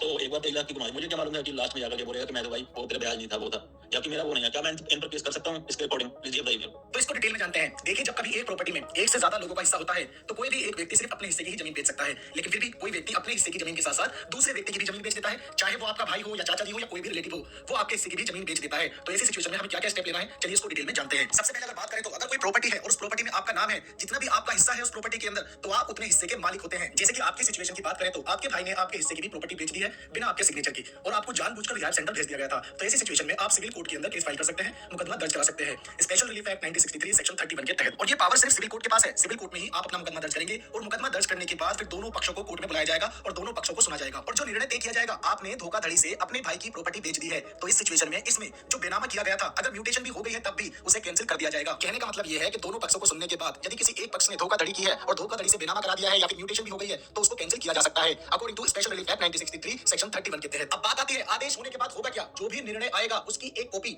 रजिस्ट्रार साहब को भेजी जाएगी और रजिस्ट्रार साहब उस आदेश को फॉलो करेंगे और फॉलो करते हुए उस रजिस्ट्री को खारिज कर देंगे जो रजिस्ट्री धोखाधड़ी से की गई थी। अगर बेनामा है तो बेनामा भी कैंसिल कर दिया जाएगा। एक बात ध्यान रखिए, इस सिचुएशन में आप पुलिस की सहायता नहीं ले सकते हैं, ये पावर सिर्फ कोर्ट को होती है। अब बात करते हैं जिसने वो प्रॉपर्टी खरीदी थी उसका क्या होगा, उसके पैसे वापस कैसे मिलेंगे। तो उनके भी पैसे वापस मिल जाएंगे। यदि जिस व्यक्ति ने धोखाधड़ी से प्रॉपर्टी बेची है, अपनी बताकर वो प्रॉपर्टी बेची है, तो उसकी प्रॉपर्टी उस व्यक्ति के नाम भी की जा सकती है या फिर उस प्रॉपर्टी के पैसे जितने में भी डील हुई थी उसको वापस दिए जा सकते हैं under section 33 special relief act 1963। अब एक सवाल और आ जाता है, अगर कोई व्यक्ति आपकी जमीन के डॉक्यूमेंट बनवाकर फर्जी तरीके से बेचता है, चाहे वो डीलर हो या फिर कोई भी व्यक्ति हो, तो आप उसे आजीवन कारावास करवा सकते हैं, लाइफ इंप्रिजमेंट करवा सकते हैं according to Indian penal code 1860 section 467 के तहत। Specific relief act 1963 section 31 section 31 में ये प्रोविजन है कि किसी भी प्रकार का डॉक्यूमेंट जो रजिस्टर्ड किया गया हो, चाहे वो सेल डीड हो, गिफ्ट डीड हो, विल हो या कोई भी एग्रीमेंट हो, तो सेक्शन 31 में उसे कैंसिल करने का प्रावधान दिया गया है। एक बात और, किसी भी रजिस्टर्ड डॉक्यूमेंट को कैंसिल कराने की पावर सिर्फ सिविल कोर्ट को होती है। और हां, सेल डीड की जो वैल्यूएशन है उसके आधार पर कोर्ट फी भी सबमिट करनी होगी। सेल डीड को 2 आधारों पर कैंसिल किया जा सकता है। यदि आपकी सहमति नहीं थी और वो सेल डीड करा ली गई हो तो आप उसे कैंसिल करा सकते हैं। दूसरा है कि उस प्रॉपर्टी पर आपका राइट ही नहीं है, आपका अधिकार ही नहीं है और वो प्रॉपर्टी आपने बेच दी है तो आप उसे कैंसिल करा सकते हैं। और रही बात आपके ब्याज की, तो 90,000 रुपए जो ब्याज आ रहा था उसको प्रूव कीजिए कि वो ब्याज था, आपका मूल नहीं था, उसको आप प्रूव कर देंगे तो आपके पैसे वापस मिल जाएंगे, आप अपने पैसे रिकवर कर सकते हैं। और जैसे कि आप बता रहे हैं कि आपके पास एविडेंस है, सबूत है, प्रूफ है, तो ये प्रूफ आप कोर्ट के अंदर लगाइए। कोर्ट में लगाने से आपको बहुत फायदा मिलेगा। आई होप आपके सवालों का जवाब मिल गया होगा। आपको क्या क्या लीगल स्टेप लेने हैं ये आपको पता चल ही गया है। तो चलते हैं दूसरे सवाल की ओर। और दूसरा सवाल पूछा है हमारे कुकू एफएम के यूजर ने, जो कि अपनी परेशानी बताते हुए कहते हैं कि हस्बैंड की डेथ के बाद मुझे ससुराल से निकाल दिया गया है, मुझे मेंटेनेंस कौन देगा, मेरा भरण पोषण कौन करेगा और कौन से सेक्शन में मुझे भरण पोषण मिलेगा। तो चलिए इसको भी डिटेल में जानते हैं। और कुकू एफएम आपको प्रोवाइड कराता है आपके लीगल सवालों का जवाब आसान भाषा के अंदर, आसान तरीके से। सबसे पहले ये जान लीजिए, अगर आप अपने ससुर से, फादर इन लॉ से मेंटेनेंस लेना चाहते हैं, भरण पोषण लेना चाहते हैं, तो आपको जाना होगा हिंदू अडॉप्शन एक्ट 1956 में। हिंदू अडॉप्शन एक्ट 1956 के सेक्शन 19 के तहत आप एप्लीकेशन फाइल करेंगे। लेकिन उससे पहले जान लेते हैं क्या कहता है हिंदू अडॉप्शन एक्ट 1956 का सेक्शन 19। इसको जान लेने से हमें पता चलेगा कि बहू को किस प्रकार अधिकार प्राप्त है और किन कंडीशन में नहीं है। अगर कोई पत्नी अपने फादर इन लॉ से, ससुर साहब से भरण पोषण प्राप्त करना चाहती है तो वो इस अधिनियम के तहत प्राप्त कर सकती है। लेकिन किन कंडीशन में कर सकती है, चलिए उसको भी जान लेते हैं। पहली कंडीशन ये आ जाती है कि अगर वाइफ केपेबल नहीं है तो वो अपने फादर इन लॉ से, ससुर साहब से मेंटेनेंस ले सकती है। दूसरी कंडीशन ये आ जाती है कि अगर उस वाइफ के नाम पर कोई प्रॉपर्टी ही नहीं है तब भी वह अपने फादर इन लॉ से मेंटेनेंस ले सकती है। तीसरी कंडीशन ये आ जाती है अगर उस पत्नी के पास उसके पति से मिली कोई संपत्ति नहीं है या फिर उसके माता पिता से मिली कोई संपत्ति ही नहीं है तब भी वह अपने ससुर साहब से भरण पोषण मेंटेनेंस ले सकती है। अब जान लेते हैं किन कंडीशन में नहीं मिलेगा भरण पोषण यानी कि मेंटेनेंस। यदि पत्नी केपेबल है, खुद कमा सकती है, तब मेंटेनेंस नहीं मिलेगा। यदि पत्नी को पति से या फिर उनके माता पिता से कोई प्रॉपर्टी मिली है तब भी मेंटेनेंस नहीं मिलेगा। अब एक सवाल और यहाँ पर आ जाता है कि अगर ससुर की डेथ हो जाती है तब क्या होगा। फादर इन लॉ की डेथ के बाद उनकी जो प्रॉपर्टी होगी उनके लीगल हायर में डिस्ट्रीब्यूट होगी, और यदि उनके लीगल हायर में डिस्ट्रीब्यूट होगी तो अगर उनके हस्बैंड जिंदा होते, उनके पति जिंदा होते तो उनको भी मिलती, तो इसलिए उनकी वाइफ को उनका हिस्सा दिया जाएगा। और हिंदू अडॉप्शन एक्ट 1956 में टोटल 30 सेक्शन है और सेक्शन 18 से लेकर 28 तक कवर किया गया है मेंटेनेंस के लिए। अब चलते हैं पुणे एक्सीडेंट की ओर, देखते हैं इसमें क्या क्या प्रावधान दिया गया है। आपने सुना होगा, न्यूज पर देखा होगा कि एक 17 साल का लड़का पोर्शे नाम की गाड़ी चला रहा था। बताया जा रहा है कि वो नशे की हालत में था, तेज गति से गाड़ी चला रहा था, जिसकी वजह से वो गाड़ी को कंट्रोल नहीं कर पाया और कंट्रोल ना करने की वजह से उस गाड़ी की चपेट में 2 लोग आ गए और उन दोनों लोगों की ऑन द स्पॉट मौत हो गई। लेकिन इस मामले में हुआ क्या, जो लड़का नशे की हालत में है या फिर कह सकते हैं पावर का नशा या फिर पैसे का नशा, उस नशे में वो गाड़ी चला रहा था और जज साहब ने उसे 300 पेज का निबंध लिखने का आदेश दिया और जमानत पर छोड़ दिया। अब जहां पर उस लड़के ने ड्रिंक की थी उस शराब बेचने वाले को गिरफ्तार कर लिया गया है और साथ ही में लड़के के पिताजी को गिरफ्तार कर लिया गया है। तो आज मैं इस इंसिडेंट के माध्यम से आपको समझाना चाहता हूं कि किस आधार पर शराब बेचने वाले को गिरफ्तार किया गया, किस आधार पर लड़के के पिताजी को गिरफ्तार किया गया, किस आधार पर लड़के को जमानत पर छोड़ दिया गया। क्या इस संबंध में कोई कानून में प्रावधान है या नहीं। तो आज इस घटना के माध्यम से हम कानून को समझेंगे जो लोग आमतौर पर नहीं जानते हैं, और जो लोग कानून नहीं जानते हैं वो इस आदेश को क्रिटिसाइज कर रहे हैं। जज साहब द्वारा दिए गए आदेश को क्रिटिसाइज किया जा रहा है। हम कानून समझने के बाद ये तय करेंगे कि जज साहब द्वारा दिए गए आदेश को क्रिटिसाइज करना चाहिए या फिर कानून को क्रिटिसाइज करना चाहिए। तो सबसे पहले समझते हैं आखिर अपराध हुआ क्या है। अगर कोई बालिग यानी 18 साल या 18 साल से अधिक उम्र का व्यक्ति ऐसा काम करता है, ऐसा कार्य करता है, तो इसे गैर इरादतन हत्या के नाम से जाना जाता है। कानूनी भाषा में इसे culpable homicide not amounting to murder कहा जाता है और ये इंडियन पीनल कोड 1860 सेक्शन 304 के पैराग्राफ 2 में आता है। 1 जुलाई 2024 को भारतीय न्याय संहिता 2023 लागू होने जा रहा है और भारतीय न्याय संहिता 2023 के सेक्शन 105 में इसका प्रावधान दिया गया है। क्योंकि अभी ये कानून लागू नहीं हुआ है तो ये मामला डील किया जाएगा आईपीसी के तहत, इंडियन पीनल कोड 1860 के तहत। जानते हैं क्या कहती है आईपीसी की धारा 304 डील करता है punishment for culpable homicide not amounting to murder, यानी कि गैर इरादतन हत्या। जो कोई भी व्यक्ति गैर इरादतन हत्या करेगा उसे लाइफ इंप्रिजमेंट होगी या एक अवधि के लिए जेल होगी, जिसे बढ़ाकर 10 साल तक किया जा सकता है और जुर्माना भी देना पड़ सकता है। यदि नॉलेज के बाद भी वह व्यक्ति ऐसा काम करता है जिसको ये पता है कि ये काम करने की वजह से सामने वाले की मृत्यु हो सकती है, डेथ हो सकती है, डेथ होने की संभावना है, लेकिन इंटेंशन नहीं होती है उसकी, लेकिन यहाँ पर उसकी इंटेंशन नहीं होती है, तो ऐसे में उसको 10 साल की जेल या जुर्माना या फिर दोनों से दंडित किया जा सकता है। तो अभी तक आपने 2 चीजें सुनी, आईपीसी के सेक्शन 304 में आपने 2 चीजें सुनी और इसके पैराग्राफ 2 में ये मामला आएगा। क्योंकि 304 पैराग्राफ 2 में कहा गया है कि जब कोई ऐसी हत्या की जाती है, किसी व्यक्ति को जान से मारा जाता है और जिस व्यक्ति ने ये काम किया है उसका इंटेंशन नहीं था, जैसे कि इस एक्सीडेंट केस में वो जो लड़का गाड़ी चला रहा था उसका इंटेंशन नहीं था कि 2 लोगों को मार दिया जाए, 2 लोगों को मारना उसका इंटेंशन नहीं था, वो तो गाड़ी ही तेज गति से भगा रहा था। यहाँ पर ध्यान देने वाली ये बात है कि लड़के ने पहले नशा किया, उसके बाद वो गाड़ी में बैठा और गाड़ी में बैठने के बाद खुली सड़क पर गाड़ी चला रहा था। इसका सीधा मतलब ये है कि उसको नॉलेज तो था कि उसके ये सब करने से दुर्घटना हो सकती है, लोग मारे जा सकते हैं। और रीजन यही है कि आईपीसी के सेक्शन 304 के पैराग्राफ 2 में आना चाहिए और इसके साथ साथ उस व्यक्ति को कम से कम 10 साल तक की सजा हो सकती है। आप समझते हैं कि उस लड़के को जमानत पर क्यों छोड़ दिया गया, आखिर मामला क्या है। इसे समझने के लिए हमें जाना होगा जुवेनाइल जस्टिस एक्ट 2015 में। जुवेनाइल जस्टिस एक्ट 2015 ये कानून उन व्यक्तियों के लिए है जिनकी आयु 18 वर्ष से कम है और उनको कहा जाता है the child with conflict with law, विधि का उल्लंघन कारित बालक। सीधे तौर पर आप समझिए, अगर कोई 18 साल से कम का कोई भी व्यक्ति है जिसने कोई अपराध किया है तो उसके लिए जुवेनाइल जस्टिस एक्ट लागू होगा। क्या कहता है जुवेनाइल जस्टिस एक्ट, तो juvenile justice act section 10 deal करता है apprehension of juvenile in conflict with law. इसकी धारा 10 कहती है जैसे ही कोई पुलिस ऐसे ही किसी बच्चे को गिरफ्तार करती है जिसकी उम्र 18 से कम है, उसे बालक कल्याण पुलिस की गिरफ्तारी में दिया जाएगा। अगर कोई बालक की वेलफेयर के लिए, भलाई के लिए, उस बच्चे की वेलफेयर के लिए, भलाई के लिए कोई पुलिस डेजिग्नेटेड है तो उसे वहां पर सौंप दिया जाएगा। लेकिन इसमें यह भी लिखा हुआ है उल्लंघन करने वाले बच्चों को लॉकअप में नहीं रखा जाएगा और ना ही जेल में डाला जाएगा। तो ये थी जुवेनाइल जस्टिस एक्ट की धारा 10, जिसके साथ साथ आज हम जानेंगे सेक्शन 12 को भी, सेक्शन 12 को भी। क्या कहता है जुवेनाइल जस्टिस एक्ट का सेक्शन 12। जुवेनाइल जस्टिस की धारा 12 कहती है ऐसे व्यक्ति की जमानत पर प्रावधान है जो कि एक बच्चा है और उसने अपराध किया है। ये बात अलग है कि जुवेनाइल जस्टिस एक्ट आने के बाद 18 साल से कम उम्र के व्यक्ति कुछ भी कर रहे हैं और उन्हें अपराधी नहीं बुलाया जाता है। और यही कारण है ये जो लड़का है जिसने पुणे शहर में पोर्शे कार से 2 लोगों को जान से मार डाला है, इसे अपराधी नहीं बुलाया जा रहा है। इसके लिए शब्द है विधि का उल्लंघन करने वाला बच्चा। धारा 12 में साफ साफ लिखा हुआ है ऐसे बच्चे को तुरंत ही जमानत पर छोड़ना होगा। और आप लोग जो न्यूज पर पढ़ रहे हैं या फिर सुन रहे हैं कि जज साहब ने 15 घंटे के अंदर अंदर उस लड़के को जमानत पर छोड़ दिया है, जब जुवेनाइल जस्टिस एक्ट की धारा 12 कह रही है कि ऐसे व्यक्ति को तुरंत जमानत पर छोड़ना पड़ेगा। तो ऐसे में जज साहब को क्रिटिसाइज करने की जगह पर हमें कानून को क्रिटिसाइज करना चाहिए। अगर आप इस नजरिए से देखते हैं आखिर क्यों उस अपराधी को छोड़ दिया गया, क्यों ये सब हुआ, तो मेरा मानना यह है कि इस कानून में अमेंडमेंट की जरूरत है, बदलाव की जरूरत है। अभी तक हमने दो कानूनों का हवाला दिया है। पहला कानून है इंडियन पिनल कोड 1860, दूसरा है जुवेनाइल जस्टिस एक्ट 2015। अब हम समझेंगे कि उस लड़के के पिताजी को क्यों अरेस्ट किया गया। उसके लिए हमें जाना होगा मोटर व्हीकल एक्ट 1988 में। और मोटर व्हीकल एक्ट के सेक्शन 199 को जानते हैं। क्या कहता है मोटर व्हीकल एक्ट का section 199A? Section 199A offence by juvenile. इसका अर्थ है अगर कोई व्यक्ति जिसकी उम्र 18 साल से कम है और वो कोई अपराध करता है। लिखा है जब कोई बच्चा मोटर व्हीकल एक्ट में अपराध करता है, मतलब बिना लाइसेंस के गाड़ी चलाता है, गाड़ी से किसी को टक्कर मार देता है और उस टक्कर की वजह से सामने वाले व्यक्ति की डेथ हो जाती है या फिर उसको चोट आ जाती है, तो उस बच्चे के पिताजी को अपराधी माना जाएगा या वो व्यक्ति जो गाड़ी का ओनर है। और उसके पिताजी को 3 साल की सजा और 25,000 रुपए का जुर्माना भी लगाया जा सकता है। साथ ही में जो गाड़ी है उसे भी 12 महीने के लिए रद्द कर दिया जाएगा, वो रोड पर नहीं चलेगी। और जिस व्यक्ति ने एक्सीडेंट किया है, जिसकी उम्र 18 साल से कम है, उसे 25 साल तक की आयु पूरी करने तक लाइसेंस नहीं मिलेगा गाड़ी चलाने के लिए। तो सेक्शन 199 से हमने समझा क्यों लड़के के पिताजी को अरेस्ट किया गया और उनकी क्या जिम्मेदारी थी। और अब लड़के के पिताजी को 3 साल तक की जेल हो सकती है और साथ ही वह गाड़ी 1 साल तक नहीं चलाई जाएगी। अब हमारा लास्ट सवाल ये था कि शराब बेचने वाले को क्यों अरेस्ट किया गया। तो चलिए चलते हैं फिर से जुवेनाइल जस्टिस एक्ट 2015 के सेक्शन 77 में। क्या कहती है धारा 77? इसमें लिखा गया है किसी बच्चे को शराब देना या फिर किसी तरह का ड्रग्स देना या ऐसा पदार्थ देना जो मन पर प्रभाव डालता हो, उस व्यक्ति के लिए सजा का प्रावधान धारा 77 में दिया गया है। इसमें सजा 7 साल या फिर 1 लाख रुपए का जुर्माना देना पड़ सकता है। तो इसी कारण उस शराब बेचने वाले को गिरफ्तार किया गया है। तो आज इस घटना के माध्यम से हमने जाना कि आखिर क्यों उस लड़के को जमानत पर छोड़ दिया गया, आखिर उसके पिताजी को क्यों गिरफ्तार किया गया, आखिर उस शराब बेचने वाले व्यक्ति को क्यों गिरफ्तार किया गया। इस एपिसोड में 2 सवालों को कवर किया गया है। वो इसलिए क्योंकि हमें पूरे एक्सीडेंट को कवर करना था और पूरे एक्सीडेंट से आप बहुत कुछ सीख सकते हैं। तो नेक्स्ट टाइम हम 3 सवालों को कवर करेंगे। अब आप भी अगर मुझसे यानी अपने लीगल एडवाइजर एडवोकेट शाहरुख से अपने सवालों पर लीगल एडवाइस चाहते हैं तो बेहद आसान है। आप बस उठाइए अपना फोन और अपने सवालों को लिखकर मुझे मेल कर सकते हैं वकील waqel वकील या फिर हमारे ऑफिशियल कॉलिंग नंबर पर कॉल के जरिए अपने सवालों को रिकॉर्ड कर भेज सकते हैं। हमारा ऑफिशियल कॉलिंग नंबर है 01141198004 या फिर आप हमें कमेंट बॉक्स के जरिए भी अपने सवाल पहुंचा सकते हैं। हम अगले शो में आपकी तरफ से आए 3 सवालों को उठाएंगे और उस पर अपनी तरफ से लीगल एडवाइस देंगे जो आपके लिए और बाकी सेम सिचुएशन वालों के लिए हेल्पफुल रहेगी। तो चलिए इस खास पेशकश को अभी के लिए यानी एंड करते हैं। मिलते हैं नेक्स्ट वीक एक नए एपिसोड के साथ, नए सवालों के साथ। हमें मेल करके अपने सवाल पूछना ना भूलें। आप हमें कॉल के जरिए भी अपने सवाल पूछ सकते हैं या फिर कमेंट बॉक्स के जरिए भी अपने सवाल पूछ सकते हैं। आप सुन रहे हैं कुकू एफएम, सुने जो मन चाहे। आपके सवाल हमारे समाधान, कानूनी तरीके से बनाएंगे हर समस्या को आसान। नमस्कार, स्वागत है आप सभी का कुकू एफएम के खास शो में जिसका नाम है आपका वकील क्या कहता है। और मैं हूं आपके साथ आपका legal advisor advocate Shahrukh. So start करने से पहले इस बात पर ध्यान दें, ये शो जनता की डे टू डे लाइफ को एक जेनरिक लीगल एडवाइस के थ्रू सॉल्व करने की कोशिश के लिए बनाया गया है। हर एक केस की सिचुएशन अलग अलग होती है, कृपया इसे अपने लिए आखिरी एडवाइस न समझें और अपने केस के लिए एक वकील की सलाह जरूर लें। इस शो में हमने किसी की भावना को ठेस पहुंचाने का काम नहीं किया है। ये शो एक जेनरिक लीगल एजुकेशन को स्ट्रॉन्ग करने के लिए बनाया गया है, कृपया इसे उसी नजर से देखें। और आज हम कुकू एफएम की जनता के 3 क्वेश्चन का जवाब देने की कोशिश करेंगे। ये क्वेश्चन उन सिचुएशन के ऊपर बेस्ड है जो शायद आपकी डे टू डे लाइफ में कभी आपने फेस की है या फिर कर सकते हैं। आज के शो की जो 3 लीगल एडवाइस होंगी वो है पहली सेकंड मैरिज विदाउट डिवोर्स, दूसरा है हमारा डाउरी डिमांड और डोमेस्टिक वायलेंस, तीसरा है हमारा केस स्टेटस कि हम अपने मुकदमे का स्टेटस कैसे देख सकते हैं। अब इनको लेकर चलिए जानते हैं कि हमारे यूजर का क्या सवाल था और उनके साथ साथ आप भी कैसे सेम सिचुएशन को लीगली हैंडल कर सकते हैं। और हाँ, शुरू करने से पहले एक जरूरी बात, आप सभी लिसनर भी मुझ तक अपने सवालों को पहुंचा सकते हैं। वो भी कैसे करना है, इस शो को अंत तक सुनिए। तो चलिए शुरू करते हैं। तो हमारा पहला सवाल पूछा है हमारे यूजर शीतल जी ने। शीतल जी जो कि झारखंड की रहने वाली हैं। शीतल जी अपनी परेशानी बताते हुए कहती हैं, एक्चुअली मेरा नाम शीतल है और लाइक मैं झारखंड से बिलोंग करती हूँ। तो मेरा सवाल ये है वकील साहब से, मतलब मैं एक रिलेशनशिप में हूँ, 3 साल हो गए हम लोगों को रिलेशनशिप में। तो मुझे थोड़े टाइम के रिलेशनशिप के बाद ही पता चला कि वो ऑलरेडी मैरिड है। तो इस वजह से मुझे बहुत ज्यादा डिप्रेशन भी है इन सब चीजों को लेकर के। मतलब उसने मुझे ये बोला कि हम लोग शादी नहीं करेंगे। बट अब मुझे ये पूछना था कि लाइक शादी का क्या प्रोसीजर रहेगा, कि वो ऑलरेडी मैरिड है तो हमारी ये शादी हो पाएगी या नहीं हो पाएगी। क्योंकि मतलब उन्होंने तो मुझे यही बोला है कि हम लोग शादी करेंगे और वो उनको तलाक देंगे, अभी मतलब फर्स्ट वाइफ को तलाक देंगे। तो क्या ये शादी हो पाएगी, मतलब मेरे से वो शादी कर पाएंगे और इसका क्या प्रोसीजर रहेगा।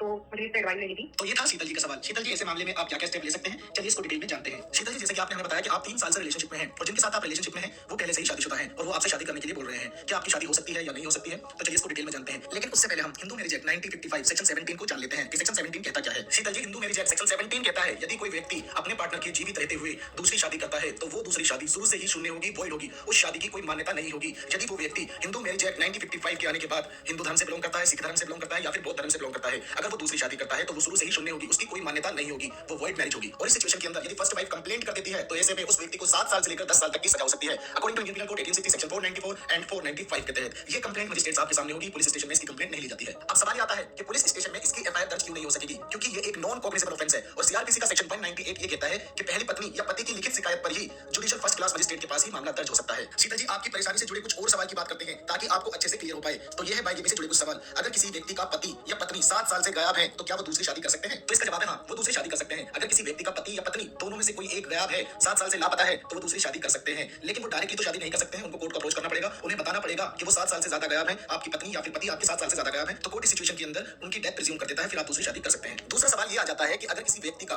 पति या पत्नी धर्म परिवर्तन कर लेता है, मुस्लिम धर्म अपना लेता है, तो क्या वो दूसरी शादी कर सकता है? जी नहीं, वो दूसरी शादी नहीं कर सकता है। अगर उसने धर्म परिवर्तन इसलिए किया है ताकि वो दूसरी शादी कर सके तो वो बिल्कुल भी दूसरी शादी नहीं कर सकता है उसको पहली पत्नी से डिवोर्स ही लेना पड़ेगा। ऐसा कहा है माननीय सुप्रीम कोर्ट ने अपनी एक judgement Sarla Mudgal versus Union of India में कहा कि भले ही व्यक्ति ने धर्म परिवर्तन कर लिया हो तो तब भी इस सिचुएशन में उसको अपनी पहली पत्नी से तलाक लेना होगा, डिवोर्स लेना होगा और डिवोर्स लेने के बाद ही वो दूसरी शादी कर सकता है। तीसरा सवाल आता है कि काफी लोग ये पूछते हैं कि शेड्यूल ट्राइब यानी एसटी के लोग दूसरी शादी करते हैं तो इन्हें अलाउड है, क्या इनको परमिशन है? मैं आपको बताना चाहता हूँ एसटी के लोगों पर हिंदू मैरिज एक्ट 1955 लागू नहीं होता है, बल्कि उनके रीति रिवाज और उनकी प्रथाएं मान्यता होती है। और अगर किसी शेड्यूल ट्राइब के लोगों में दूसरी शादी का रिवाज है, दो शादी का रिवाज है तो दूसरी शादी वो कर सकता है, इसको अपराध नहीं माना जाएगा। चौथा सवाल यहाँ पर यह आ जाता है कि पहली पत्नी के रहते दूसरी शादी की गई है तो दूसरी शादी से उनके बीच में कोई संतान आ जाती है, कोई बेबी आ जाता है, क्या वो बेबी लीगल होगा या इलीगल होगा? और दूसरी पत्नी और बच्चों के प्रॉपर्टी में क्या राइट होंगे? देखो दूसरी शादी भले ही वॉइड हो भले ही जीरो हो, उन बच्चों को पूरा राइट दिया जाएगा और वो बच्चे लीगल होंगे। अब इसमें मेंटेनेंस की बात करते हैं तो वाइफ को भी मेंटेनेंस मिलेगा चाहे भले ही शादी वॉइड हो। शीतल जी जैसे कि आपने कहा कि वो डिवोर्स देकर दूसरी शादी करना चाहते हैं तो डिवोर्स देकर तो दूसरी शादी पॉसिबल है, जब तक डिवोर्स की डिग्री नहीं आती तब तक आप दूसरी शादी मत कीजिएगा, क्योंकि डिवोर्स की डिग्री आने के बाद ही आप सेकंड मैरिज कर सकते हैं, दूसरी शादी कर सकते हैं according to Hindu marriage act. यदि डिवोर्स की डिग्री नहीं आती और आप शादी कर लेते हैं तो शादी आपकी शून्य होगी, जीरो होगी, उस शादी की कोई मान्यता नहीं होगी। अगर आपको ऐसा लगता है कि आपके साथ धोखा हुआ है, आपके साथ चीटिंग हुई है तो आप उनके ऊपर मुकदमा दर्ज करा सकती हैं, एफआईआर को दर्ज करा सकती हैं according to Indian penal code 1860 section 420 के तहत। यदि उन्होंने आपके साथ फिजिकल रिलेशन बनाया है शादी का झांसा देकर तो आप भारतीय न्याय संहिता सेक्शन 69 के तहत फॉल्स मैरिज प्रॉमिस के तहत उनके खिलाफ एफआईआर रजिस्टर करा सकती हैं और उन्हें 10 साल तक की सजा करा सकती हैं। भारतीय न्याय संहिता देश भर में 1 जुलाई को लागू होने जा रहा है। और यदि आपने अपने पार्टनर को एक्सपेंसिव गिफ्ट दिए थे या फिर पैसे उधार दिए थे ये सोचकर कि उनसे शादी कर लेंगे और शादी को देखते हुए आपने उन्हें उधार पैसे दिए हैं, गिफ्ट दिए हैं, तो वो भी आप वापस ले सकती हैं। आई होप शीतल जी आपको समझ आ गया होगा कि आपको क्या क्या लीगल स्टेप लेने हैं, क्या आपको करना चाहिए, क्या आपको नहीं करना चाहिए। चलिए दूसरे सवाल को जानते हैं जो कि हमसे पूछा है हमारे कुकू एफएम के यूजर ने। ये अपनी परेशानी बताते हुए कहती है, मुझे एक लीगल एडवाइस चाहिए कि मेरी शादी को 2 साल हो गए हैं और कुछ महीने तो मेरी शादी सही से चल रही थी, बट उसके बाद मेरे हस्बैंड मुझ पे डोमेस्टिक वायलेंस करने लगे और मेरी मदर इन लॉ मुझे डाउरी के लिए फोर्स करने लगी थी एंड अभी मेरा कोई बेबी भी नहीं है, तो इसके लिए मैं क्या कर सकती हूँ? आप और मुझे ऐसा लगता है कि मेरे